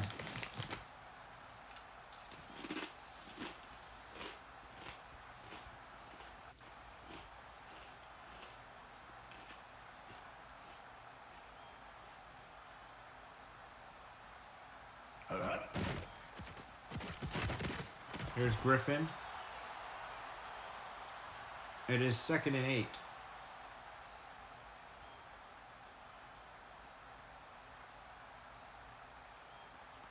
Chicago's looking to score on this drive.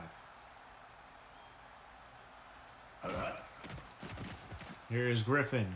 Throws it deep. Caught by Davidson. It's 1st and goal.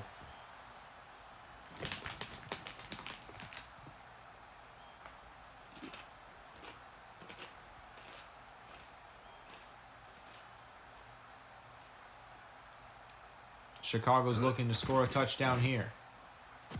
Pass is incomplete.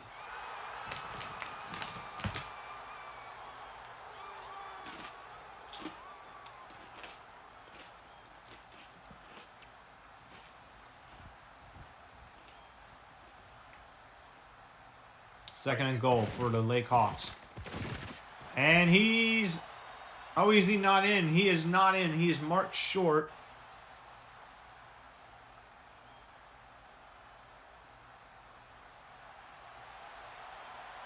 You can't get any closer than this. It's just a couple of inches. Let's see what the Lake Hawks do. They're going to run it, and it's a touchdown.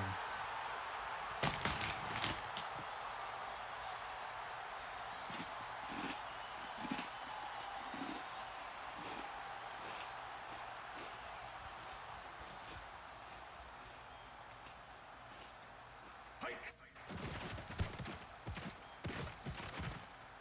PAT is good.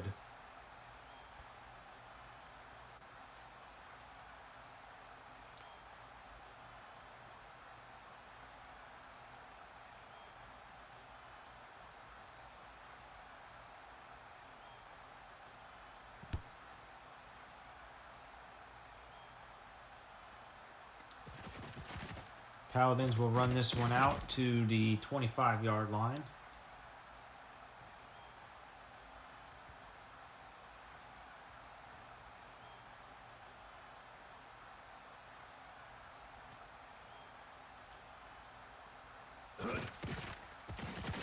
Here's Matthews. He runs it himself as a QB, and he gets 15 yards on this play.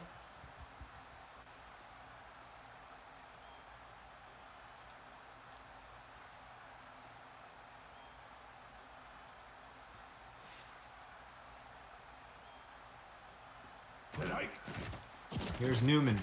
He's getting another first down for Baltimore.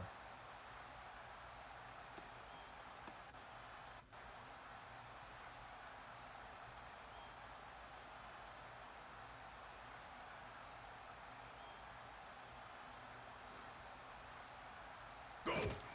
It's 1st and 10 for Baltimore. It says 2-yard gain on this play.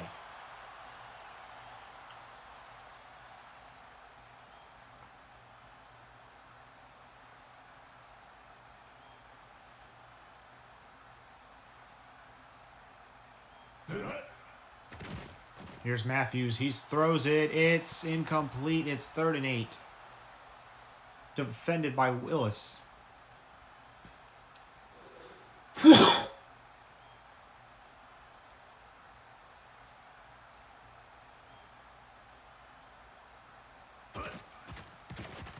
Here's Matthews. He's going to throw it. Caught by Holland for a first. The Baltimore receivers are really pretty much almost this entire team has shown up tonight. Every single one has shown up tonight on this team. Even John Matthews has credit for this. It's incomplete. That's a bad throw by John.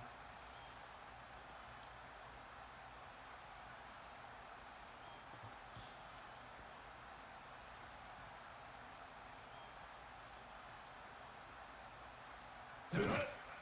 Here's John Matthews with the screen to Russell, the veteran who's been playing for this team for quite a while. It is 3rd and 3.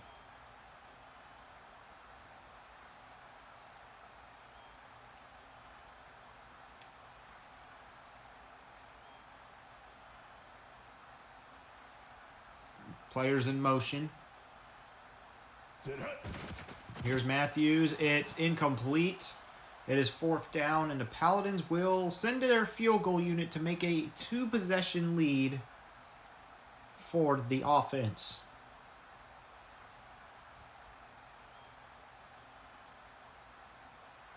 Then hike. Kick is up, and it is good. Paladins now lead by 10. With just 2 minutes and 20 seconds to go in the 4th. Jason Wagner is going to kick it off. And this one's going to be a touchback. As he sends this one flying.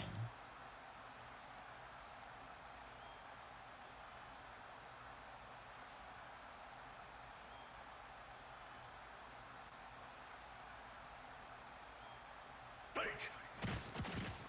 Here's Griffin. He throws this one away.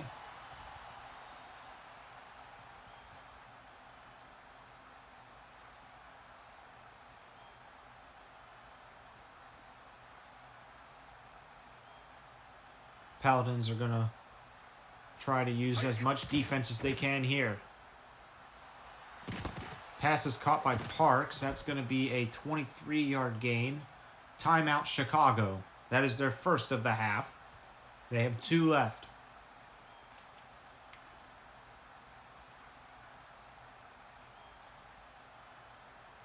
Go. Here's Griffin. Throws it. Incomplete, but should have been intercepted. Hoffman was on the defense.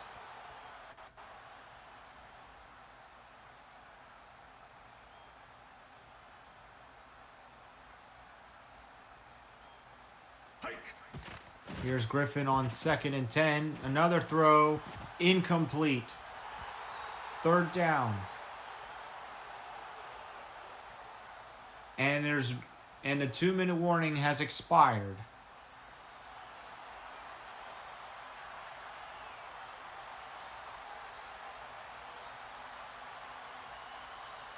Then hike.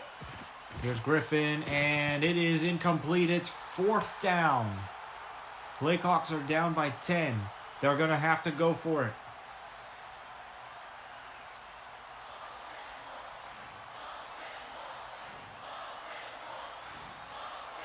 Set hike. Here's Griffin. Pass is caught by Davidson for a first.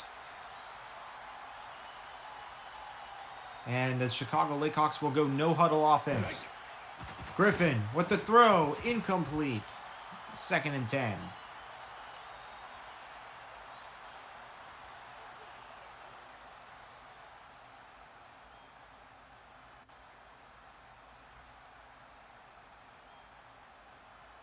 Set hut. Here's Griffin. It is intercepted by Young. His 2nd interception of the night. And this one could be the nail in the coffin for Chicago.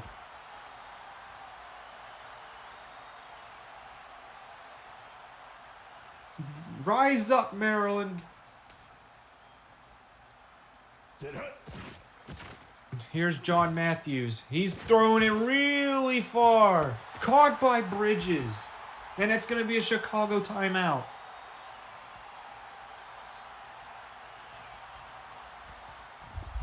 This is the best performance we have seen all season from the Paladins. Set hut.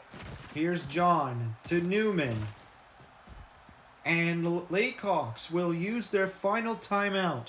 Baltimore is 2 yards away from making the biggest upset this season. Set hike. And that's it. The Paladins have beaten the Chicago Layhawks 30-20.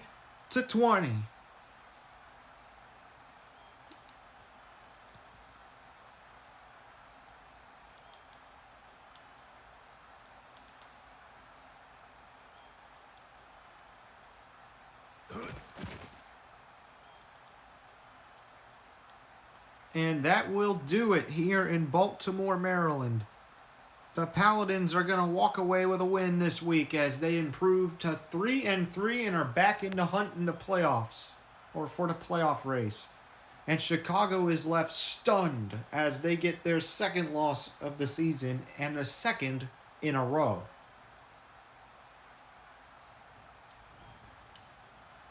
Now, before this stream ends, I'm going to tally the results of the score line for this game. I honestly am shocked that we even won this week. Woohoo! And I think we're off to who are we playing next week? Next week is week 7.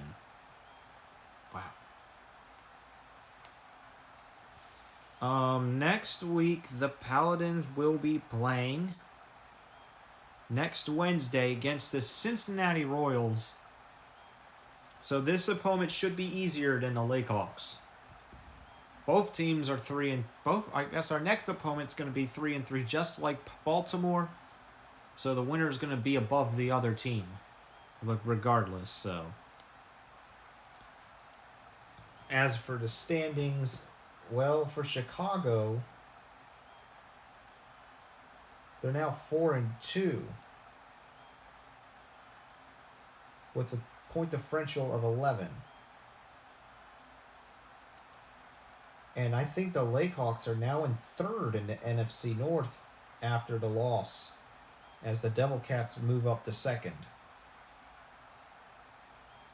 But I have to confirm that.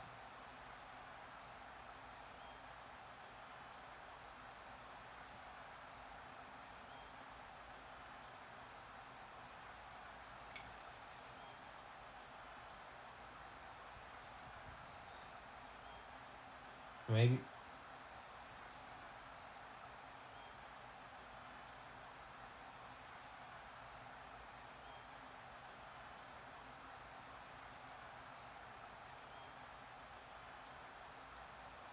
Yes, it is confirmed that the Layhawks will be now in 3rd in the division.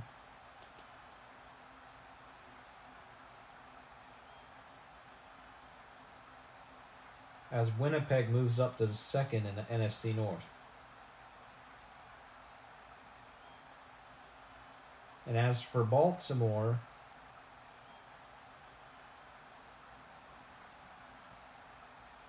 the Paladins move up to 3rd in the division.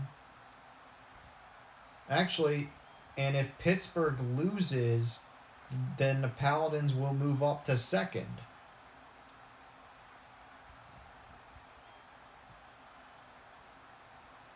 And if both Pittsburgh and Cleveland lose if Pittsburgh loses and Cleveland, well, actually, no, never mind, because Cleveland beat Baltimore earlier in the season. I was going to say Baltimore had a chance to get to 1st, but that's not going to happen this week because Cleveland beat the Baltimore Paladins in week 2 of the season.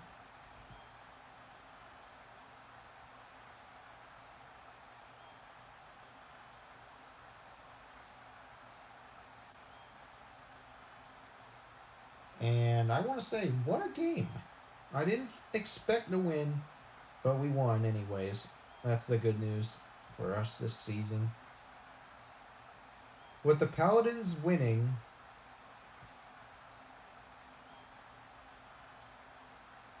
that's going to put the Paladins back into playoff range once again. And that will kick the Edmonton Ravens out.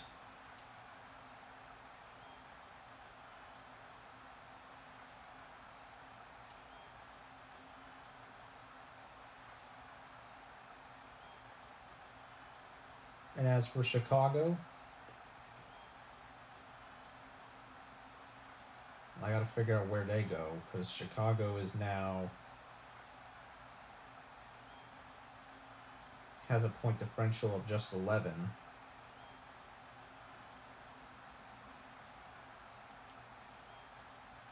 So the Lakehawks are now a play-in team for the first time this season.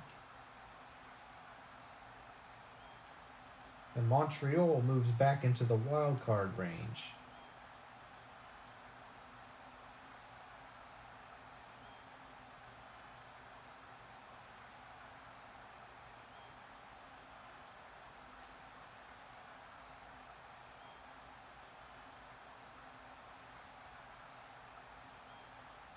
And as for the overall rankings, let's figure out where they both will go. Starting with Baltimore, since they're the winning team. If I can find me. Oh, dang. We're all the way down in 28th. Well, not anymore. Let's figure out where they go. Are they above Detroit? I think they're above Detroit, are they? Oh, no, they're not. They're definitely above Cincinnati, though. Baltimore's going to move up a lot of spots. The Paladins are now, I think, in 20th.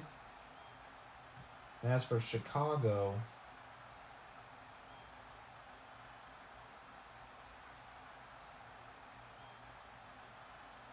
Chicago's plus 11, so we'll find out where they go. They're below Nebraska.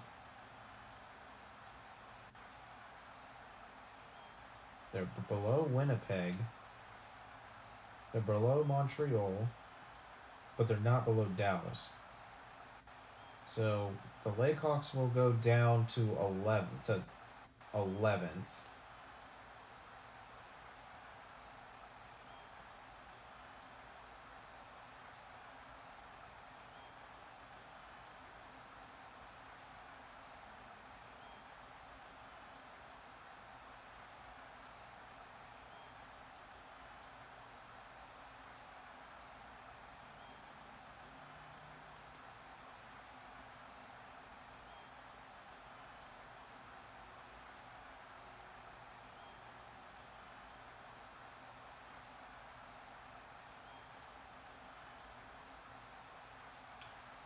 And that is it. That is going to do it for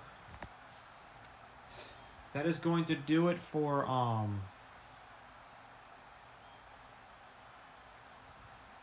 will do it for Thursday night is it? Yeah, it is. that will do it for Thursday Night Football. Make sure you tune in again tomorrow night for Friday Night Football, assuming Prism doesn't go under maintenance again, like it did 24 hours ago. So for Friday Night Football tomorrow, around 11 p.m. on Friday, we have the New York Barons versus the Miami Warriors. At 12 a.m. on Saturday, we got the San Francisco Sharks versus the Las Vegas Outlaws. At 1 a.m., we have the Buffalo Grizzlies versus the Philadelphia Express. And then finally, at 2 a.m., we got the Denver Mountaineers versus the Seattle Bruins. That will do it tonight for our stream. For those of you who are watching,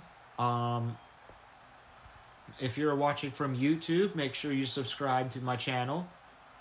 If you are watching from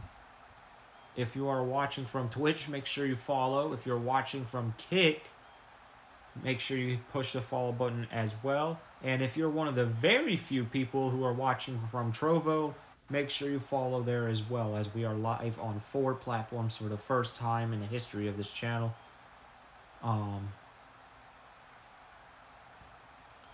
And I will see you guys tomorrow. Peace.